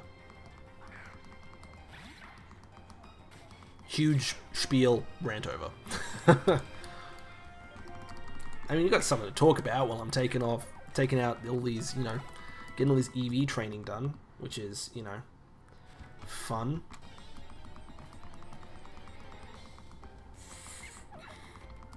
And I don't know how long it's taking me to do all this. I'm thinking maybe it's taking about 15 minutes to take out 35 of these Pokemon at a time, which means specifically for the attack EVs, if I'm doing 35 every 15 minutes, then what's 252 divided by 35. I need 7 batches of it, plus a little extra bit. So 35 times 7 is 245, so I need to do 7 lots of full wiping out all of my PP doing this, and then just do an extra 7. So that would take me 7 times 15 minutes, which is another, like, hour and a half. Yeah. So look, honestly, the rest of this stream is probably going to be just, holy cow. That's actually insane. I have to commit. Look, at least we've got the plan for this down. We know what's happening. We know what EVs we're giving Pokemon. It's just a matter of doing the grind. Because I just think, like, if it's actually taking this long, it might actually... we might not actually even get this done next week. Because this is a pretty quick method, right? This is pretty quick, and this is just one stat of one Pokemon, and I've got to do 3 on 3. Although to be fair, if I'm doing something where I'm getting 1 EV per fight, I have to do 508 fights per Pokemon to max out their EVs. So that means I'd have to do 508 times 3, which is 1,524 battles against wild Pokemon. Oof.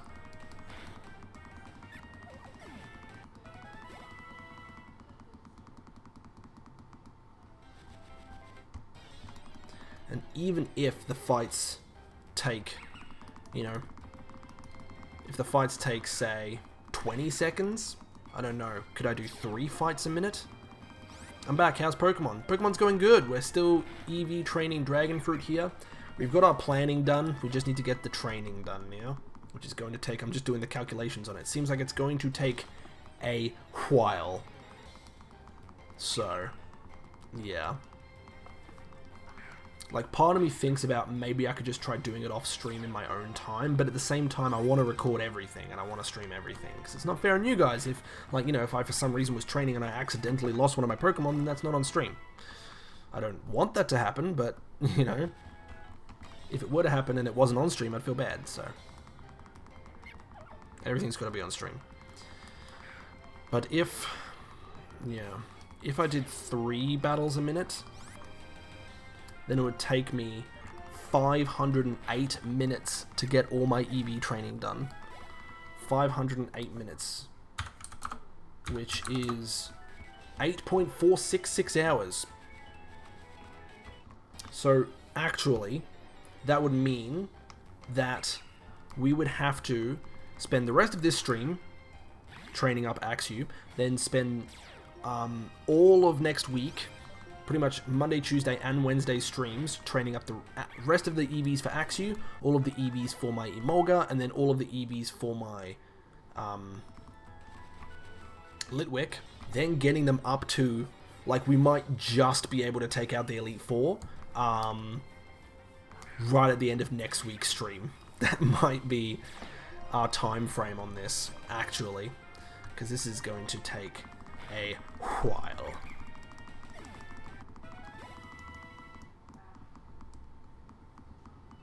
And that's only if I'm able to take out Pokemon at this fast of a rate.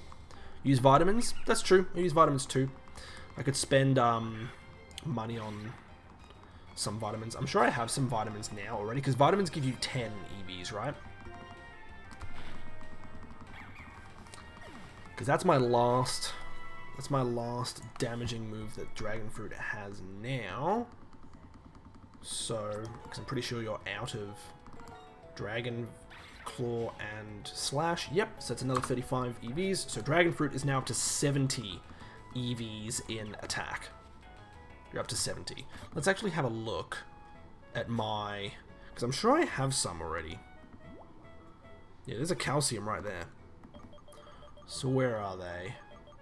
So I have an iron for boosting calcium for boosting special attack, and iron for boosting defense, muscle wing for raising attack IVs by 1. How many rare candies do I have? I have 3.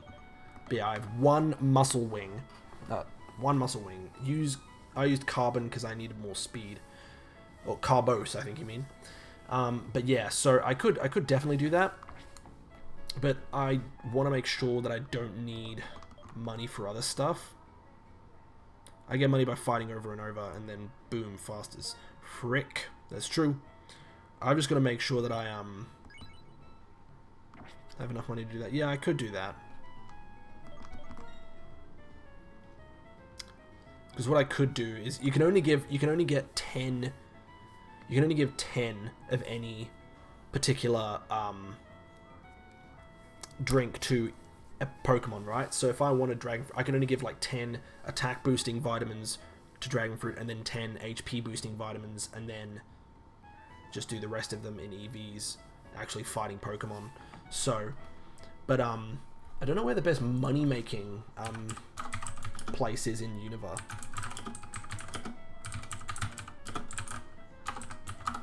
Pokemon White, where's the best place to make money fast? Sell your feathers, battling trainers daily or weekly, selling a Castelia cone. Those wings, right? Because they sell for 1,500, but those wings are also good for getting EVs.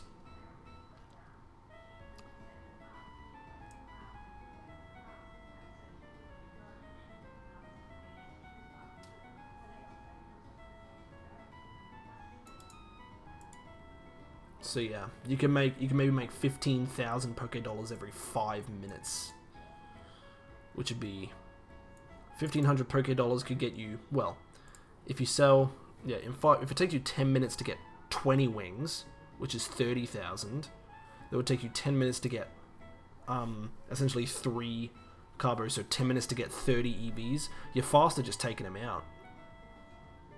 Or it's pretty close. It's actually pretty close.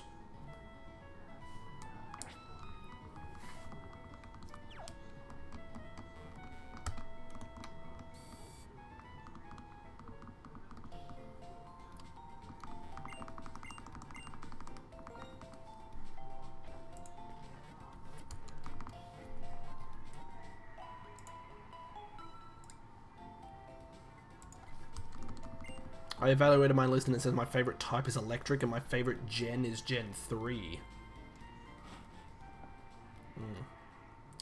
Hey, Jinra, what's your thoughts on me spending time actually like going up against like going onto Driftvale Drawbridge and running around to get a bunch of those feathers and then selling them on to get money to buy the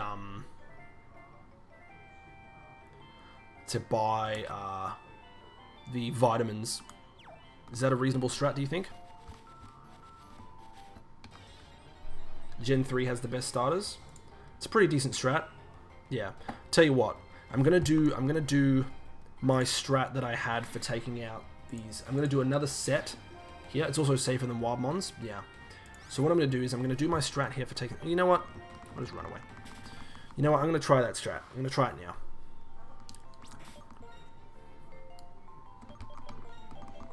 So then what I do is I just fly, get a buttload of money, because while the feathers give you 1 EV in a stat, they're better to sell them because they're 15, I mean apart from the Pretty Wing, which is 100 Poké-Dollars, if you get the,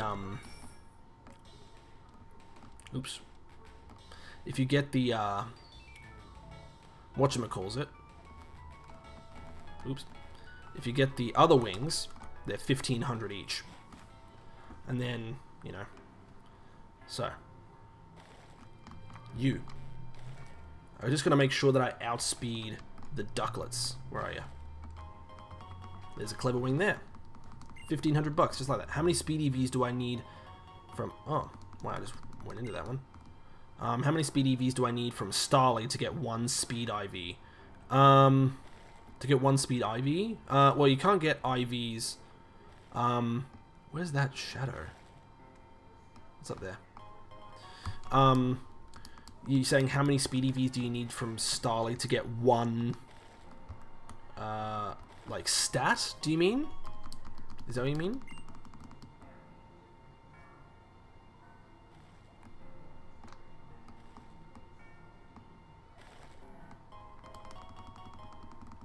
Yeah, well, I think you get...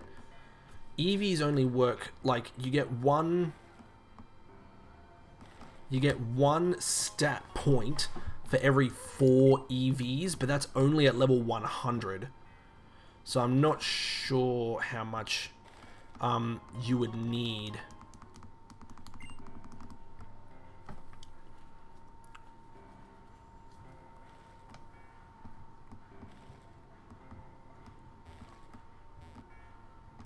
Oh, there you are.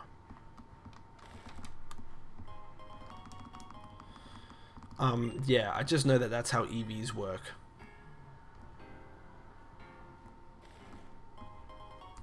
Is that you get one stat point for every 4 EVs that you get, but that's only from level 100 that it shows specifically that. Yeah.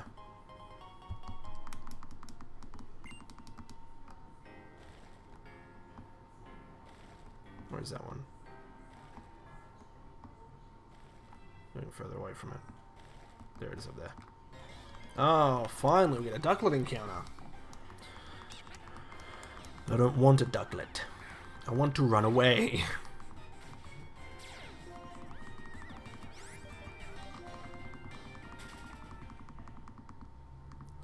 Just to avoid any issues too, I'm going to switch to my Excelgor. Because yeah, I could use this strat to give myself 100 in the stats that I want. Oh.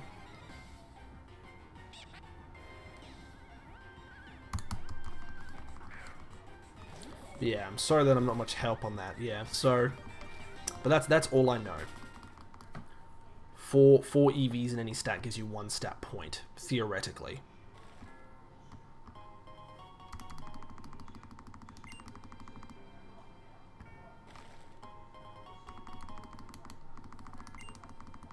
Okay, so with all of this, where can you buy the vitamins?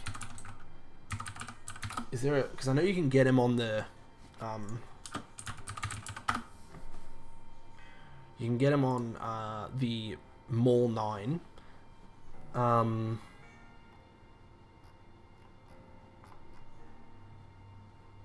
Protein is the one I need to boost attack.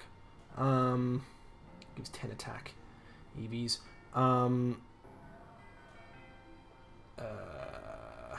In repeatable methods, Shopping Mall 9, Battle Subway. Okay, so it's only in Battle Mall 9. Or Shopping Mall 9. Okay. What about a level 1 to 5 Starly? I don't know about a level 1 to 5 Starly. Let me see. I might be able to calc that. What game are you playing? If it's not a ROM hack, I might be able to calc it.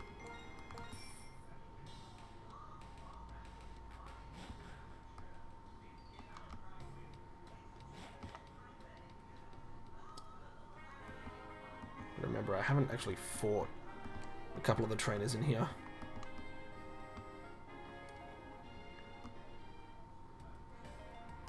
Alright. You down here? Nope. Where are you? Why, Order? I think you're here. Nope. Okay. You at the top? I think you might be at the top here.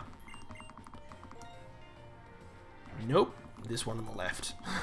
This one's the one I need to go to. Yes, okay. But I can sell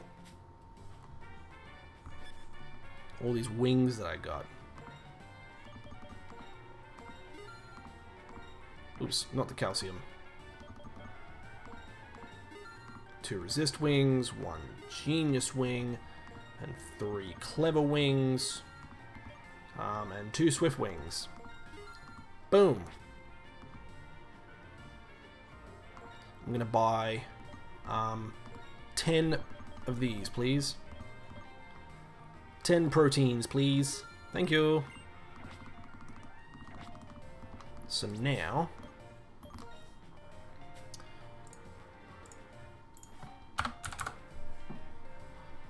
give myself. Raises the attack of a single Pokemon by 10 EVs. Just double check that's what it does. Yep, it adds 10 EVs, but only until it has only until it has 100. So I didn't actually need to buy that many. I'm dumb. Because I've already got 70, right? So I could only buy 3. Well, you know what? Yeah, because you could only use it 3 times, and then you can't use it anymore. Okay, well, I'm gonna just calculate stuff. Goodbye. No worries, Jai. See you in a sec. Sorry I couldn't help you out there.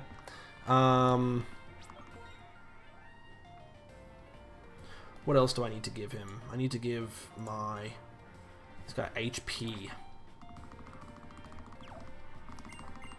Can I buy more HP ones? HP up. The HP up.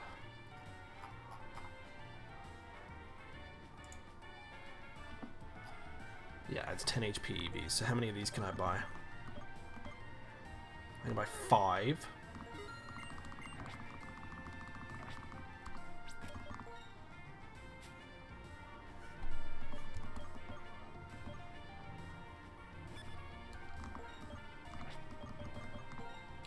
So I'm going to give you 5 HP ups. Okay. So you've now got 5 HP ups. So you're at 100 in attack. And you're at 50 in HP.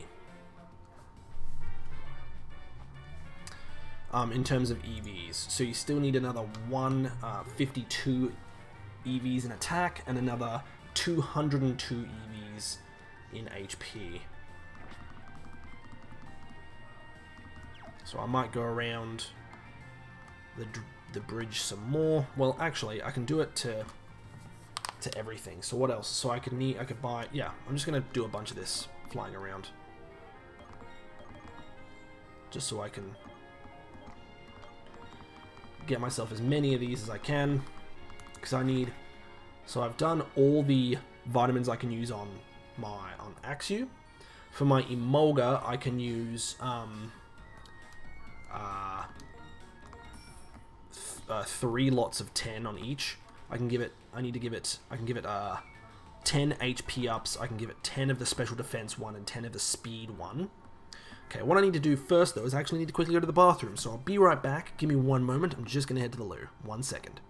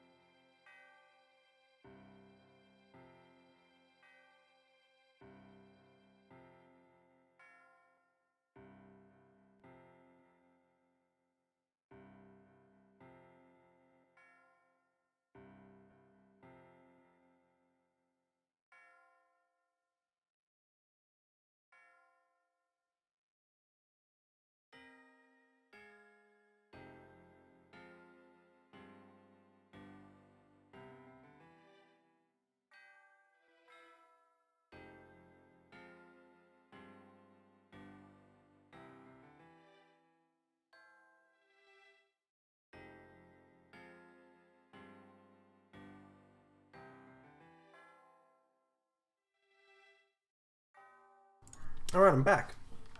How's everybody doing?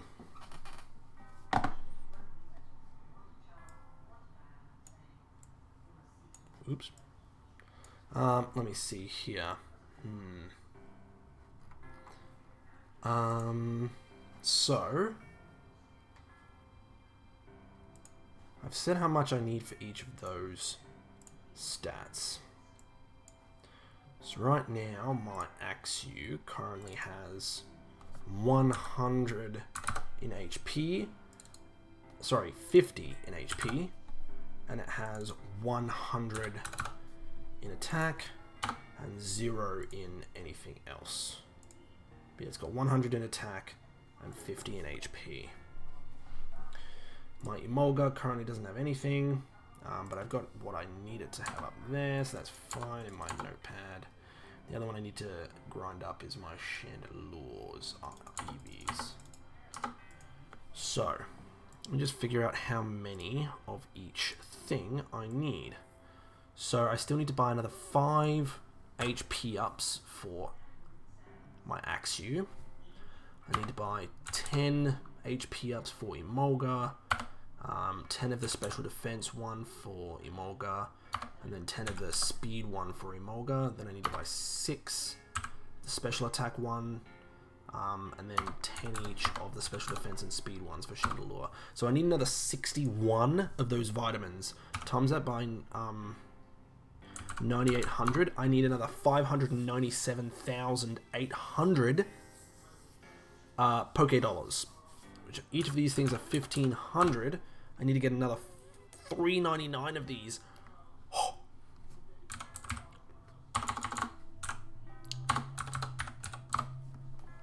I need another 399 of these wings. Holy cow. Let's get them then. And the pretty wings don't count, so I need to check. 399 of the wings that aren't pretty wings.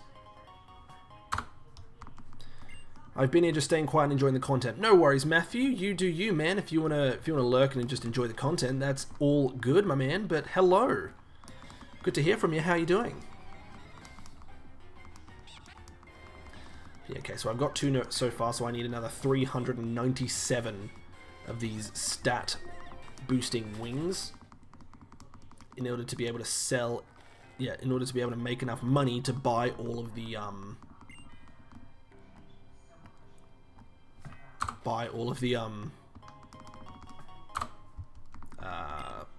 vitamins that I need for all of my Pokemon. And that's just for these ones, just for the Elite Four. Like, all of this prep I'm doing... Oh, that's a pretty wing, doesn't count. All of this prep I'm doing for the Elite Four... well, it's just for the Elite Four. Like, 3 of the Pokemon I'm using for the Elite Four, I won't even bring with me for N and Getsus. I'll have to retrain 3 more Pokemon. I'm essentially swapping... I'm just using my Haxorus for the Elite Four. I'm also just using my Yeah, the ones I'm just using for the Elite Four are the ones on the very left of my team down there. My soon-to-be Haxorus, my Excadrill, and my Darmanitan. They're all going to be swapped out when it's time for the N and Getsus fights.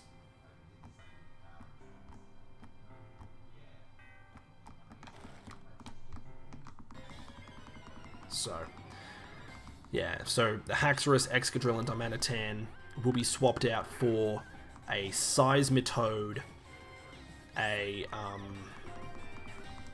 what's a Seismitoad, a Bisharp, and a Mienshao. But I mean, what we'll do is we'll see how we're going after taking out the Elite Four, and if we feel like we could come up with a better strat, because like we haven't really planned our strat for N and Getsus, because we don't really need to at this point. We're just planning for, because we don't need to fight N and Getsus like directly after the Elite Four. Yes, their stuff happens after the Elite Four and all that stuff, but you can actually just like leave N's castle if you want. You can just bail.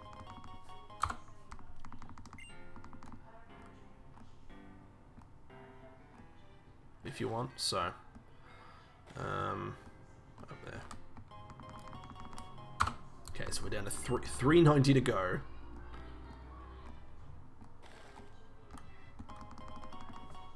$389. Man, the fun never stops.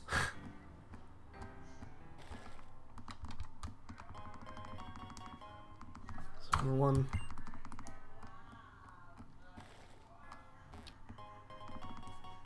Another one. So you can sometimes get on a good streak with these wings and get lots in a row. Quickly as well. And then you get a fight. Okay, so currently the only Pokemon I have out of all the 3 Pokemon I need to EV train for the Elite Four, the only one I've started EV training is my Axew, that's soon to be a Haxorus. It's currently got 100 EVs in attack and 50 EVs in HP. So I can give it another, I only need to give it 5 more vitamins. Where is that one up there? Oh, another one. Yeah, I just need to give it 5 more HP ups. And that's all the vitamins I can give it. Then continue doing the rest of the training for attack. Then HP and defense. Then yeah, I can give 10...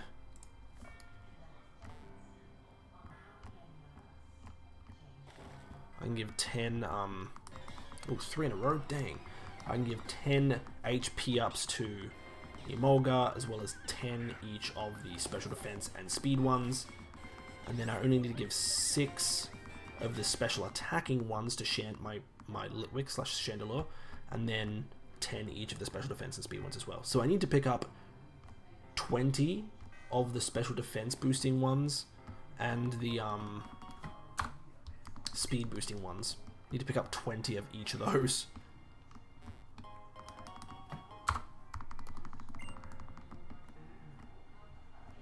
And then 6 of the special attack boosting ones, and then another 15 of the HP ups. That's why I said I think I needed 61 vitamins.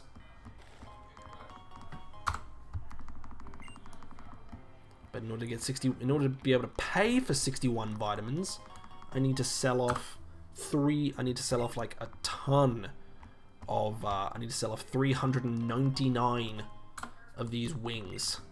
I've currently picked up 19 so far. I need to pick up another 380 of them. And pretty wings don't count. Pretty wings only sell for 100 Poké-Dollars, and not the 1,500 that these other wings sell for.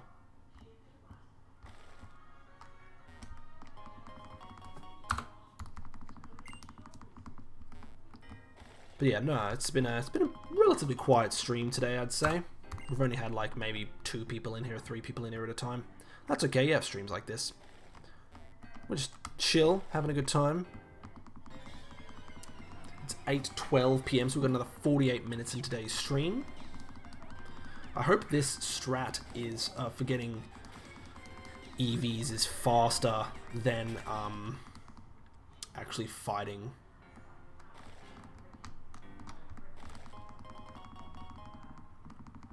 I mean, we'll be able to do a ton of EVs in one hit, which is nice.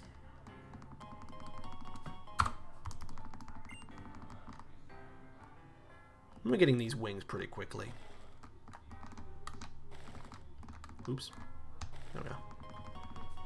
Getting lots of resist wings. Uh-oh. Hit the wrong thing. I was at 375.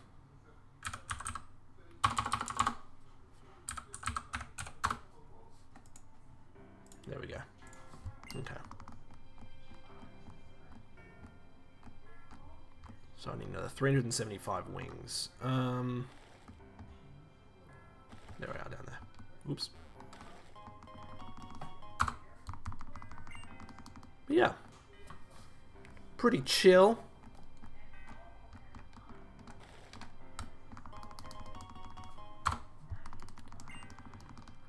Yeah, another 45 or so minutes until the end of the stream, and this is going to be the last stream of the week because I will be unavailable to stream tomorrow. But hey, I'll be back on Monday with some sweet content, and I'm actually thinking about extending my consistent stream schedule to stream from 6 to 8:30 instead of 6 to 8, adding an extra half hour onto each stream to give you guys 10 hours of streaming goodness per week, which is pretty sweet.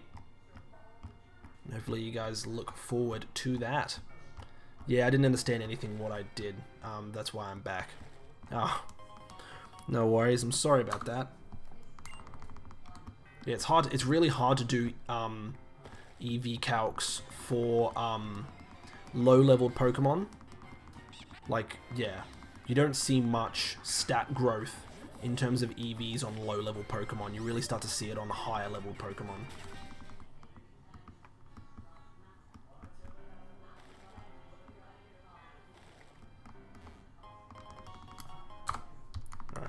370 to go.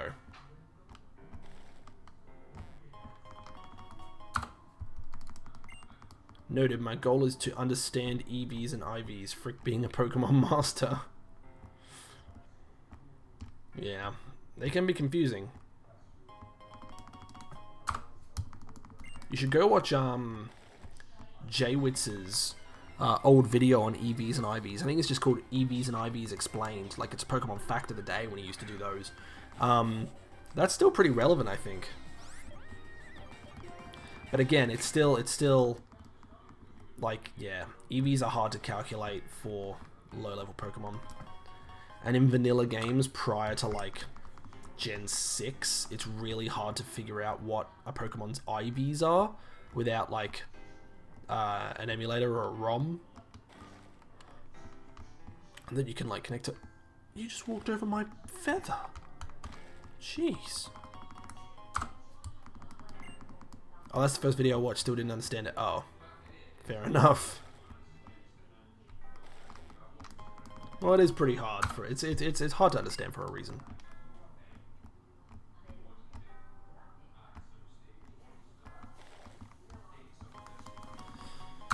All right, 364 left. Oh, nope. Before you even mentioned him. Yeah.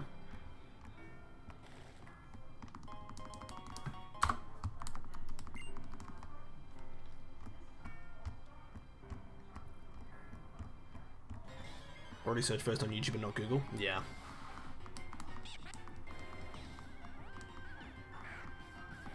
You're trying to understand, like, the maths behind EVs, right?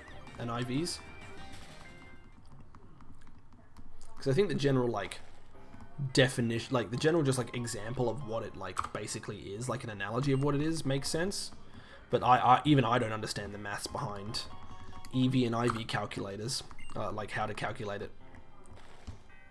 So I just use online calculators myself.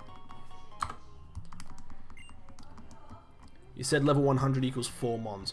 No, I said at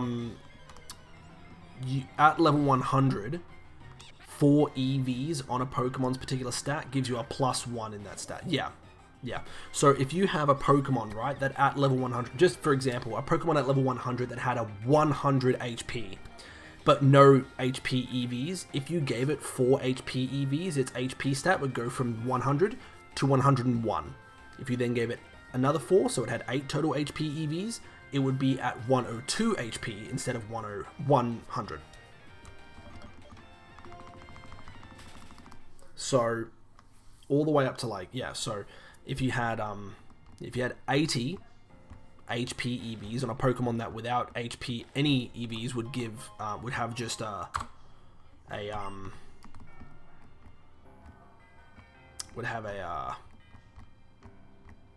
just 100 HP, but you gave it 80 HP EVs, it would have 120 HP instead.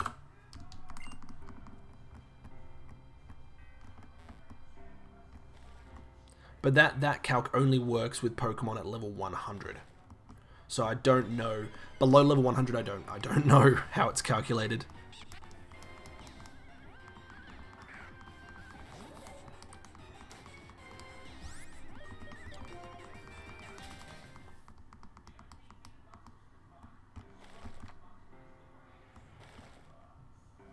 Was there a... Did you hear that?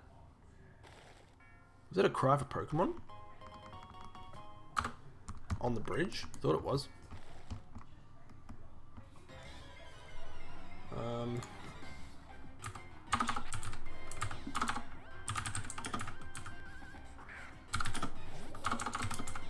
I thought I heard like a very faint Pokemon cry on the bridge.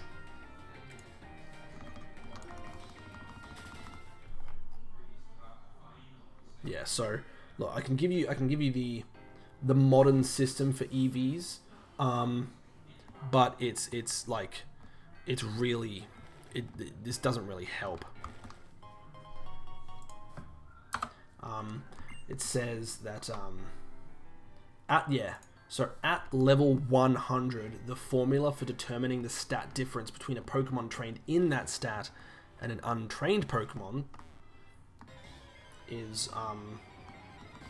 yeah, is a confusing calc. Yeah, it's, I'm looking more at this article, it's really not a good one.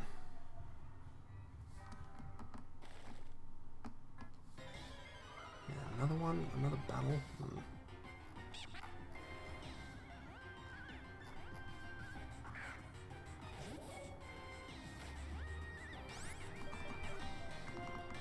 Prior to Generation 6, there is no way to directly view effort values. I would have loved if Emolga can use Fly. Yeah, me too, man. Would have been cool. Unfortunately not.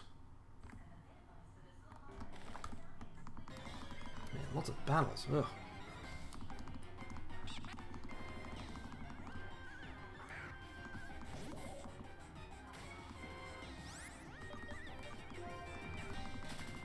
Anyway, what did you say? I was just looking at this. I was trying to see if I could find a calc for you, but I couldn't. I was trying to find something, but it's not really a reliable thing.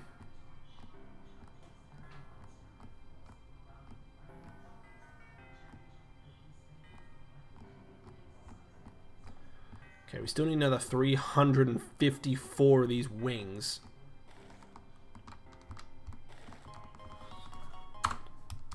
Now 353.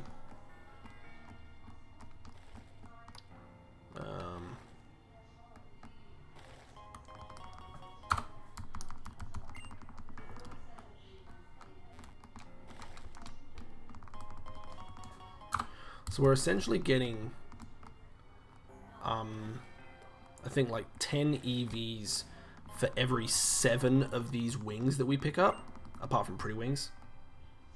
So for every 7 of these wings that we pick up, we're getting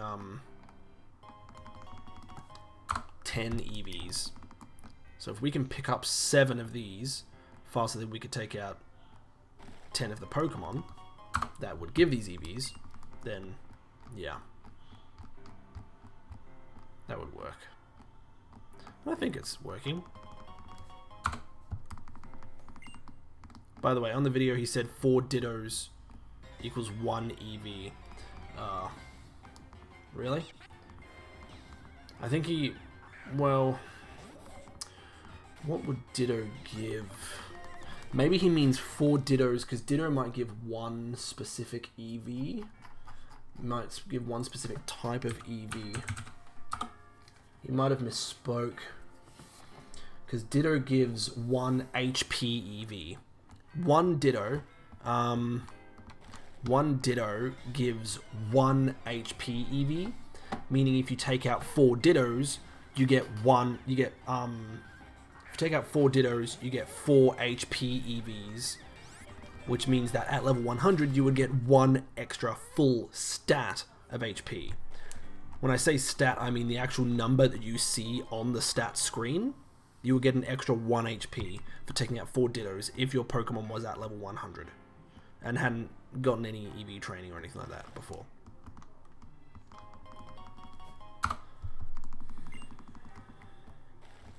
Where's that feather? Down there. Sometimes it's hard to see these when they're pushed up on the corners like that.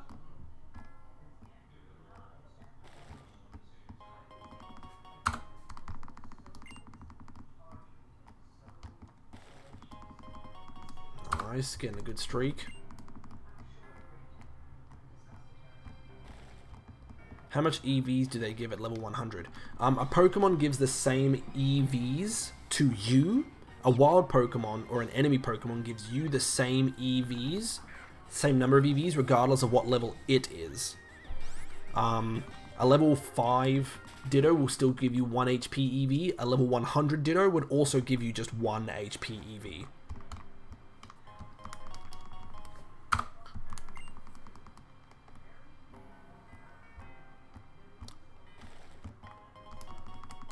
Pretty Wing doesn't give me any money.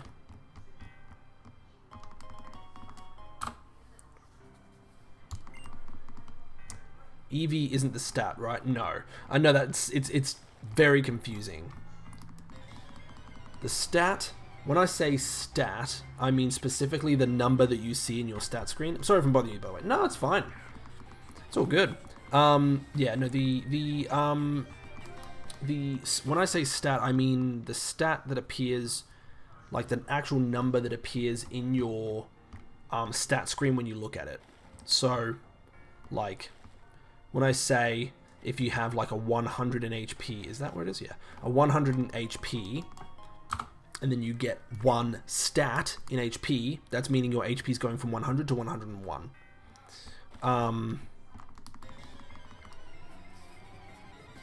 Yeah, so that's what I mean by stat. So EV stands for effort value as well, but everyone just calls it EVs.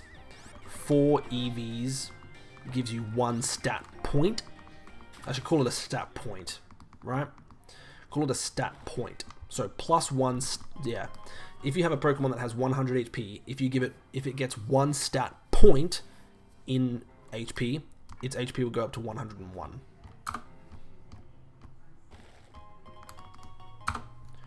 Alright, 339 wings left. So for example, 100 EVs equals 1 stat point? No. 100, you get 1 stat point. You get 1 stat point for every 4 EVs. You get 1 stat point for every 4 EVs, but only at level, that's the calculation only at level 100. So, yeah, 4 EVs equals 1 stat point. 4. But you can only really do good EV calculations like that. You can only do good, clean EV calculations at level 100. So, if you're anything below level 100, especially below level 50, it's really like, it's... Oh, yeah, it's really hard to do unless you have a calculator, like a specific Pokemon damage calculator online. Like I use the Pokemon Showdown one. My Pokemon's level 51 to 53. Okay, so in that situation, you're probably looking at, you'd be able to see it. You'd be able to see the stats a little bit better. I still don't know the calculation myself, though. Unless the Pokemon's at level 100, I don't know how to calculate the EVs off the top of my head. I know there are people who can, but I can't do that. There's like, yeah, you could use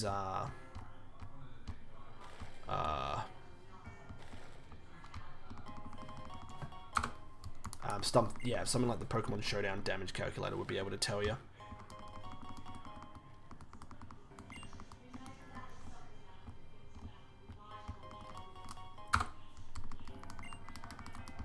Maybe 20 EVs equals 1 stat point. I mean, maybe if level 100, if it's 4 EVs for 1 stat point at level 100, maybe it's half at level 50. Maybe it's like 8 EVs equals 1 stat point at level 50. Maybe.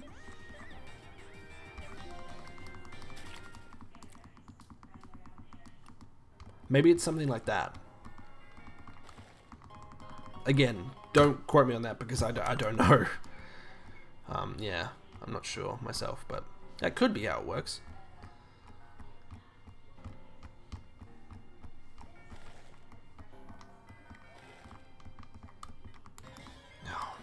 Again, a lot of these bloody swaners showing up, or sorry, ducklets. Oh, okay, so 8 Starlies equals 1 stat point, maybe? Well, so if you're Starly, what's... Because each Pokemon gives out a specific EV, right? Or, like, multiple EVs. Because some Pokemon can give out more than 1 EV. Usually low-level Pokemon only give out 1. So, or, like, low evolution Pokemon. Starly gives 1 speed EV. Yeah. Starly gives you 1 speed EV. So, if you took out 8 Starlies at level 50, then maybe that would count to 1 stat point towards speed.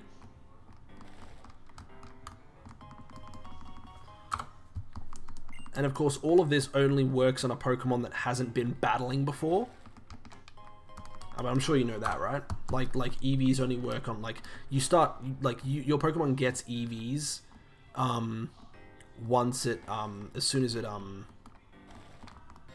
it starts battling anything. So, yeah. You just need to make sure the Pokemon hasn't ever fought anything, like you've just freshly caught it, if it's a higher level. Only encounters, not battles. So you actually haven't KO'd anything with the Pokemon, then that's fine. It should be at absolutely like 0 EVs across everything. That's what my Axew was before I started training it, and it's also what my Emolga and Litwick currently are, because I haven't started training them yet. My Excadrill, Darmanitan, and Crocodile I've been using throughout the run, so they actually haven't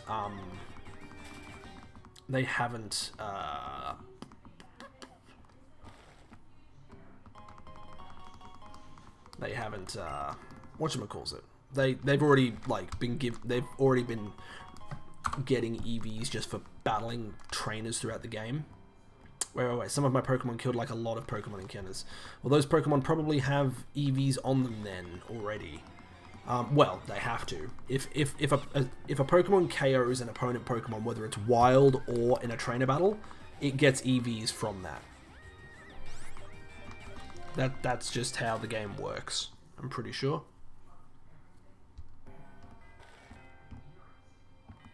Where's that one? It's up there. Alright, 325. Can I still get different EVs? You can, as long as you have not battled so many Pokemon that you've received 500, the max like EVs across every stat.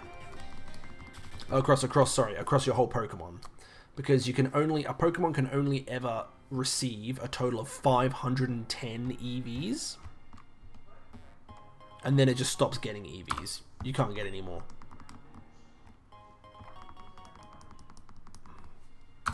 Nade down bad. Yeah. That's the whole thing with EV training. It's like, if you're wanting to do it, you really have to do it like as soon as you catch a Pokemon. I didn't do it on this White Hardcore Nuzlocke. I'll probably do it more so on my White 2 Challenge Mode Hardcore Nuzlocke that I'm doing after this. Because I'll need it for that. But of course, with that, I'll be able to do it a lot faster because I'll be playing on an emulator and with speed up and that. Yeah, I can't get EVs anymore, really. Just use Carbos. Well, the thing is as well, what generation are you playing? No worries. I'm happy to help. Happy to help, Jai. Or Jay.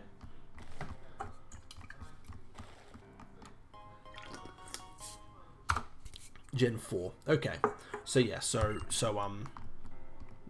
in Gen 4, you can only use those like vitamins up till the first 100 EVs. So if it's a Pokemon that doesn't have any EVs in anything, you can only use like 10 of each type of vitamin on the Pokemon. That's a limit in everything up until I think even up till Gen 8, it's like that. In Gen 8 they removed that cap, but yeah.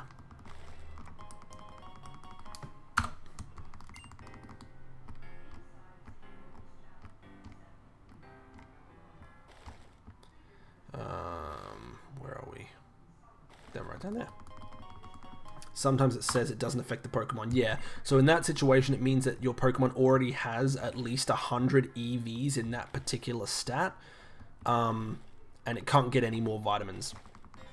So if it's saying that on a Pokemon, it means that particular Pokemon already has at least 100 EVs in that stat you're trying to boost. So if you're trying to use an HP up, for example, and it's saying it won't have any effect, it's because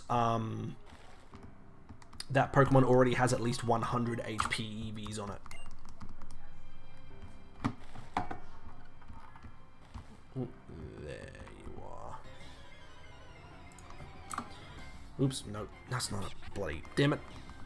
I hit my counter by accident. Still got 316 feathers. 1 carbon equals 10 EVs, right? Yes, but only for the first 100 EVs a Pokemon has. So, yeah. So if a Pokemon's already earned more than 100 EVs in a particular stat, then you won't be able to use any more vitamins on it, and you'll just have to EV train it by fighting wild Pokemon. Oh yeah, that means I can't give any more to my mons. Yeah, if it's saying it won't have any effect, then that's why. Is because it won't you won't be able to use any more because that's the limit on those vitamins.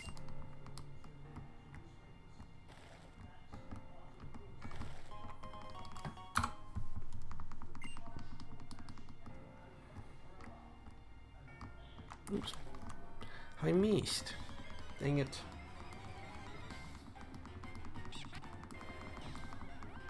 I feel like this is probably going to be worth it long term because I'm going to be able to buy a ton of vitamins in like one hit and just like get a ton of EV training onto a ton of my Pokemon. It's going to be really good. But why do I need wings? Because these, apart from the pretty wing, all these other wings that I'm finding here, they sell for 1,500 bucks Poké-Dollars each. They sell for 1,500 Poké-Dollars each, and at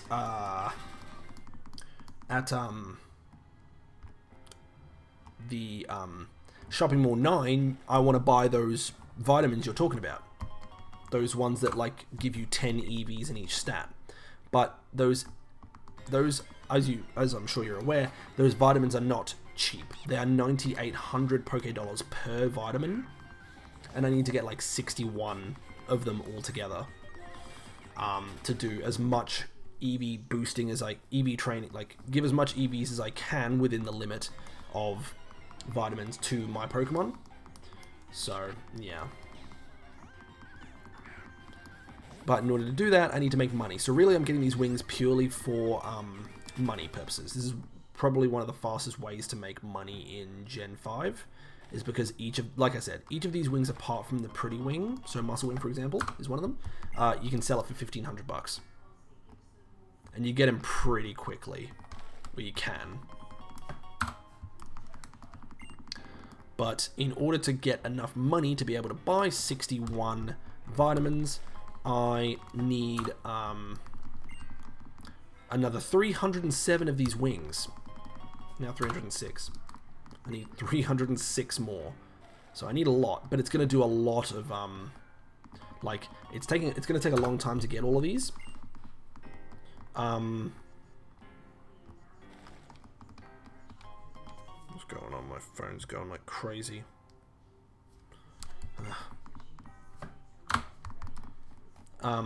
But yeah, I need to get a lot of these. It's going to take a while, but it's going to be really good because I'm going to do like extreme bulk EVs on my Pokemon because of it. So it's going to be worth it long term. Like, it's going to be faster long term.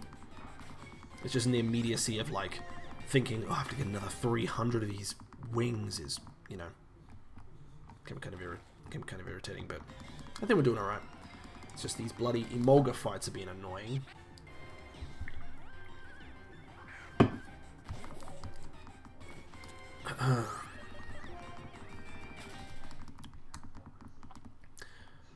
Alrighty.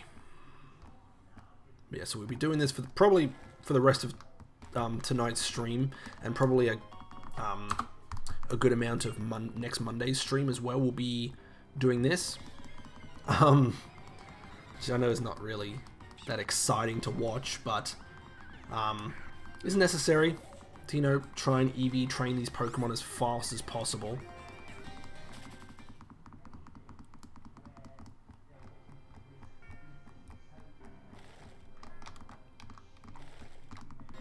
Oh man, I'm getting tons of ducklets.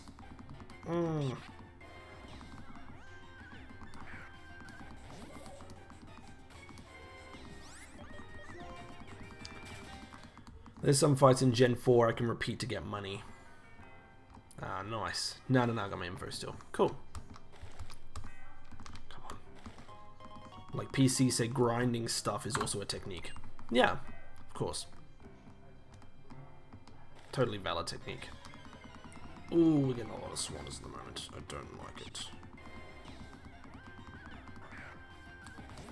That's the only thing with this, is sometimes these shadows, instead of having wings, will have swanners.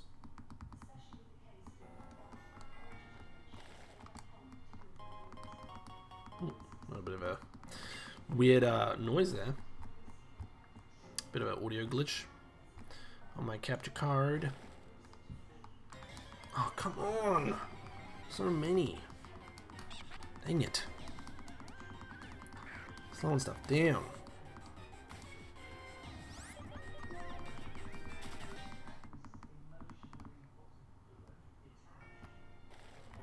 Oh, by the way, Seismitoad might be great in that game. Yeah, I know. I've got it. Oh, why am I not getting any wings? Why am I just getting stucklets? Yeah, Seismitoad, I've got one planned for use against Anengetsis, but it's not as useful in the Elite Four. I've got my strats laid out for the Elite Four, but I think it'd be a good choice to have one for the Anengetsis fight, for sure.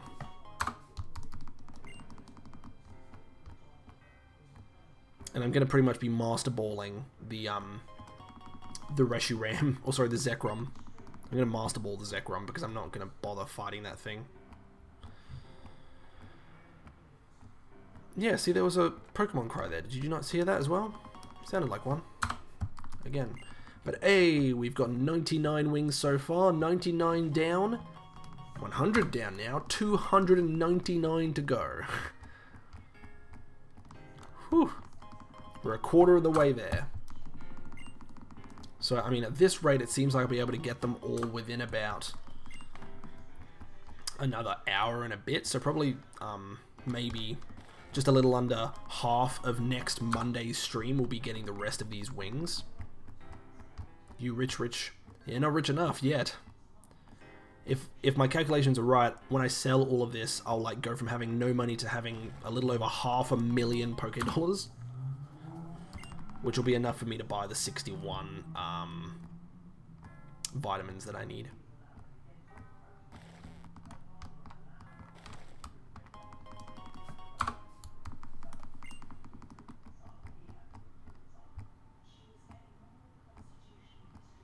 Man, the game gets quiet for a bit there, doesn't it?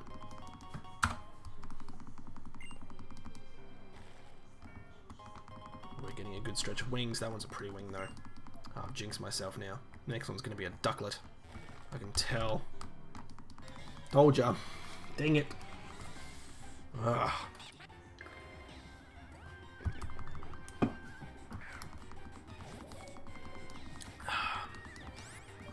Ever heard of Volt White and Blaze Black? I certainly have. They're enhancement hacks of Black and White done by the masterful ROM hacker Drayano. He's the one who also did the more recent Renegade Platinum. He also did Sacred Gold and Storm Silver, which is their ROM hacks of Heart Gold and Soul Silver. Enhancement hacks. And he's currently working on a version 2 of those. He also did, I think, stuff like Rising Ruby, according to PC. But yeah, he's a pretty good enhancement hacker, and I've definitely heard of it. I think I've never played it myself before, but I'd be interested to potentially play it later down the line. I definitely, well, from what I've heard, it is Drayano's hardest hack. Renegade Platinum is his easiest hack. So I'll probably start with Renegade Platinum, because if you've ever watched, you know, Ryan, Pokemon Explained stream, he's currently streaming it right now, Renegade Platinum, and it is hard. And you think about that game and how hard it is, that's Drayano's easiest hack, apparently. So, stuff like Blaze Black, Volt White, and Sacred Gold, Storm Silver are even harder than Renegade Platinum, which is crazy.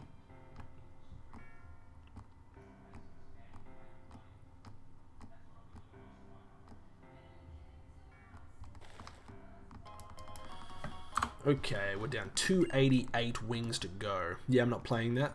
Yeah. Yeah, it's pretty tough. But yeah, I think currently the plan is to finish this White Hardcore Nuzlocke. So if I die to Gardenia, what happens in Vault Black? You mean Vault White? Because it's Blaze Black and Vault White. Gardenia.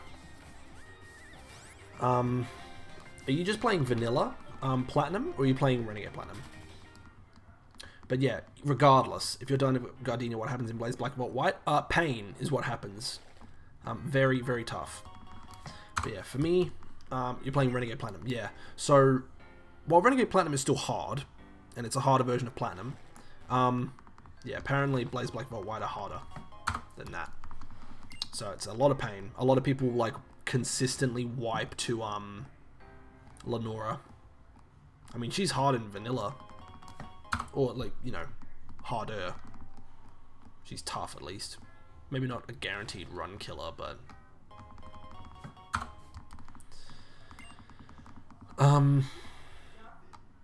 but yeah, my plan is to do this White Hardcore Nuzlocke. This is vanilla Pokemon White Hardcore Nuzlocke. I'm a baby who still uses Switch mode. Hey, that's fine. You do you, man, and play the game how you want to play it.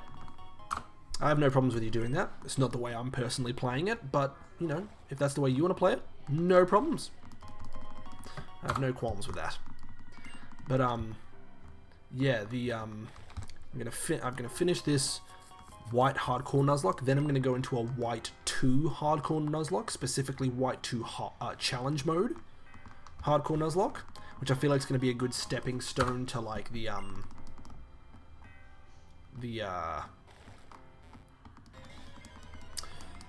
ROM hacks that Drayano does, the enhancement hacks. Because after the White 2 Challenge Mode Hardcore Nuzlocke, I'm going to go into Renegade Platinum. And I'm going to do that. And from there, who knows, I might do maybe Sacred... Maybe by that point, Sacred Gold Storm Silver version 2 is out. Or I might even, if it's not, I might still just play version 1. Is White 2 better than White? Like, in terms of difficulty, or... Because I actually think that probably Black and White 2 are probably, even without Challenge Mode, just vanilla Black and White 2, I think are probably a little bit... They're very close, but I think it's a little bit harder, Black 2 and White 2. The whole game, yeah. I think Black and White 2 are harder than Black and White 1. And then, yeah, especially so if you do Challenge Mode on Black and White 1. So I'd say if you wanted to do a Gen 5 game, Black and White 1's probably the easier of the two. Even though, you know... I mean, I think it's just got a harder end game. I played Black 2 before White. Oh, fair enough. I actually didn't play Black or White 2 for a while. I never bought it originally. And then I got X and Y, and then I got Pokemon Y, and then my friend who didn't want his DS anymore, or his 3DS, he sold it to me for like $100, and he gave me this 3DS as well as a copy of Pokemon X, his copy of X, because I didn't have that, and then his copy of Black 2. So I managed to get a copy of Black 2, a copy of Pokemon X, and an original 3DS for $100, which is crazy because you see like how much like those cartridges are selling for now. It's crazy. The only Pokemon games I own 2 copies of is I own 2 physical copies of Pokemon Sapphire, I own 2 copies of Pokemon Pearl, and I own 2 copies of Pokemon Platinum. My first game, Pokemon Platinum, in this year. Nice. Very cool. Platinum is a great one. Platinum's one of my favorites. I love Platinum. Where is that pesky... What's up there? Right, we're down to 273 wings left. Make that 272. Is there an age limit in this stream? I'd probably say... I haven't put one in yet, but I really should. Just like... Because we can sometimes have mature content on this stream. So I'd like to say most of the time 18 plus, but realistically, you know, it's hard for me to, at this point, actually apply a limit like that. So, you know, at this point I don't have anything in place, but that may change, depending.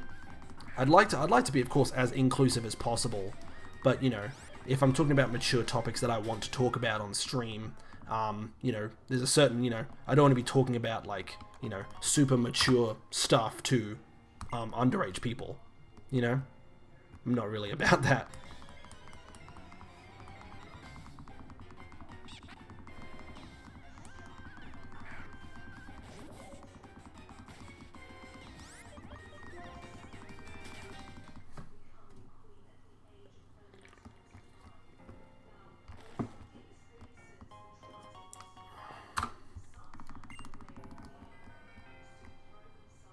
Like, there might be the occasional stream if I know I'm talking about a specific topic or whatnot that I say is like 18 plus maybe. But yeah, I've got to do some more stuff about that and like actually figure out what I'm gonna do there.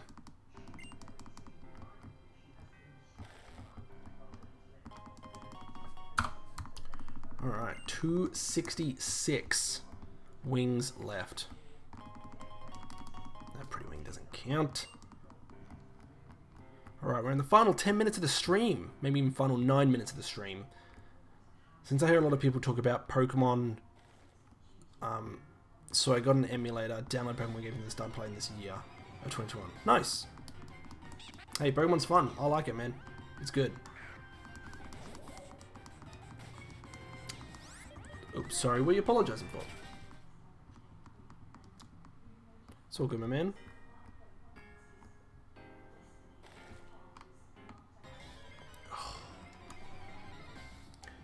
Bruh, these ducklets.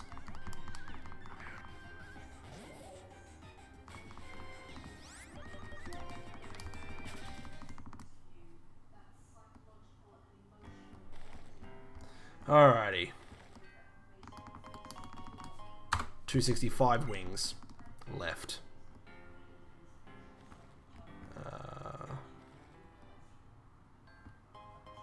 Oh, I found it. Didn't know where it was. Okay. I'm younger than 20, so I hear people enjoy their childhood by like Pokemon games, so I'm gonna try to do that too. Nice. Cool.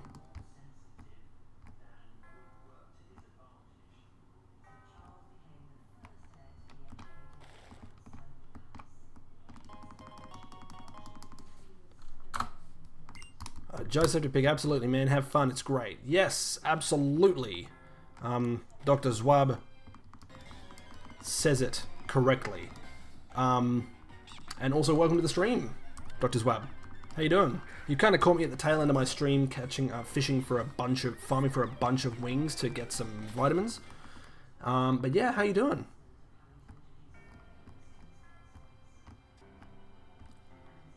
We've only got like 7 or so minutes left in tonight's stream. Join the club. Doing okay. Nice. Hopefully your day or week's been good. Unfortunately, this is the last stream of the week because I am unable to stream tomorrow, but I'll be back on Monday making a plan about how to do my exams in August. Exams, man. Tough. Preparing my sleep block as well. Very cool. Very cool.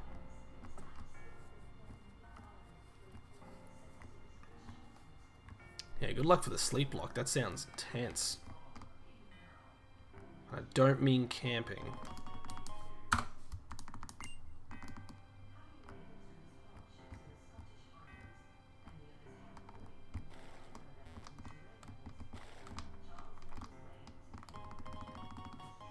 Alright. 250, got to get another 258 wings. I've gotten 141 of them so far. I need another 258. Whew. It's a lot of wings. What I might do is I might just get as many wings as I can before the end of this stream, like in the next couple of minutes, and then just fly back to the mall, sell as many as I can, and then use as many as I can. Like, use as many vitamins as I can. I'd like some wings, I'm hungry. I'm not the biggest fan of chicken wings myself. I don't like bone-in chicken. I very much prefer boneless chicken, like, you know, breast thigh, that kind of thing. You can make bird already with those feathers. Yeah, probably. They're not really wings. Yeah, technically they're feathers in this game, but, you know. They call them wings for some reason.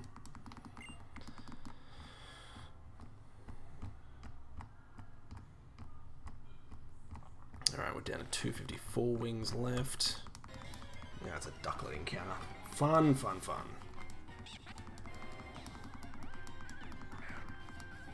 Okay,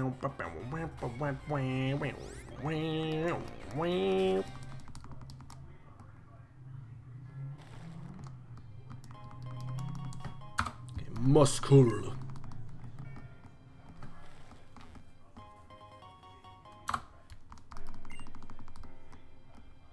True, when I eat like chicken or shrimp and you still have to get at the bone or peel, call that catching your own food, prefer not to do that, yeah. Yeah. I like convenience with my food. Oh boy. Okay. Level wing, we got 2, that might be a good place to stop, 250, nah, I'll keep going, I've got a couple more minutes. I have to get another 250 wings, now 249. So I've gotten half of the wings I needed to get? No. I'd have half of the wing, because I needed to get 399 wings. And so far I've gotten 151. So, still need another 248. Not halfway there. I'd be halfway there if I'd gotten 200. I feel like getting 150 in about half an hour. But why even? For the money to buy vitamins for EV training. That's what we're doing.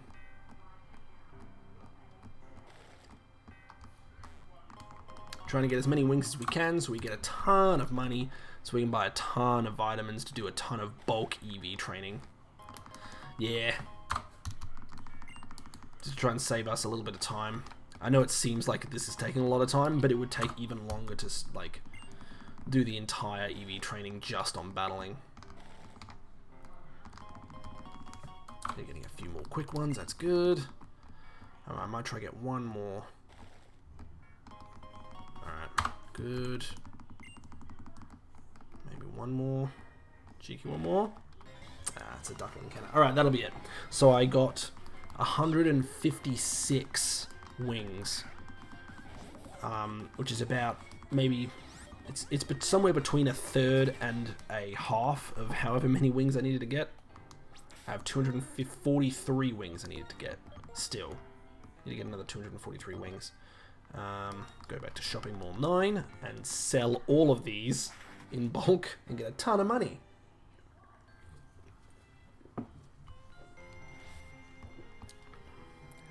Still quite a few to go, yes. Probably the entire first half of my next stream, which will be on Monday, will be getting the rest of these wings.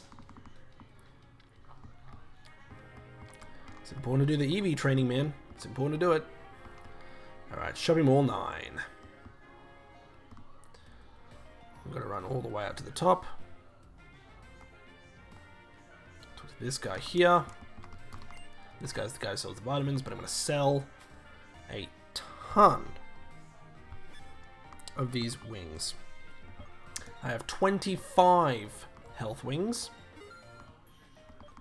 25 muscle wings, 30 resist wings, 19 genius wings, 31 clever wings, and 31 swift wings.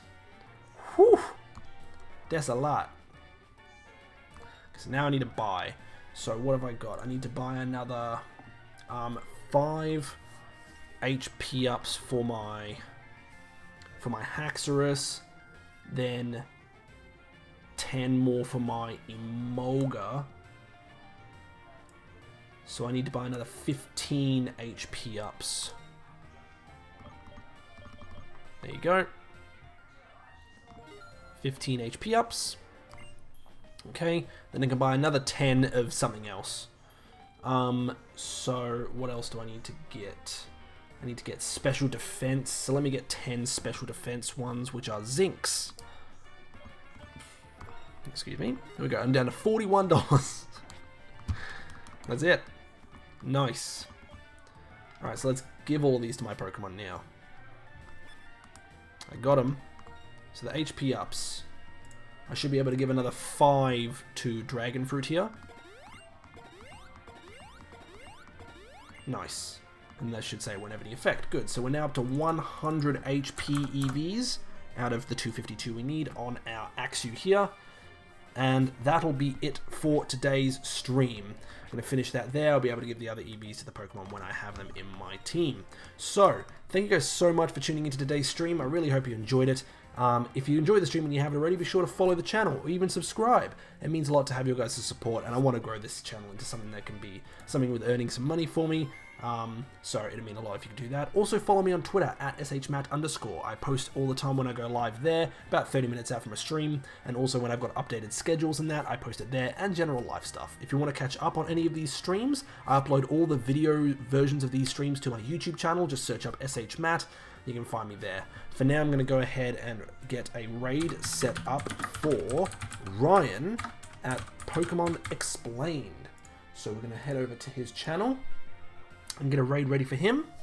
I did just save, but I'm going to do it again because I am wanting to do that. Let me go to his channel there. Alrighty. Hope you guys are ready to come over here. But thank you guys for watching my stream. Hope you had a good one. We are now getting ready to raid Ryan. It's giving me a few more seconds to get everyone ready. Thank you guys for watching, and see you next time. Peace.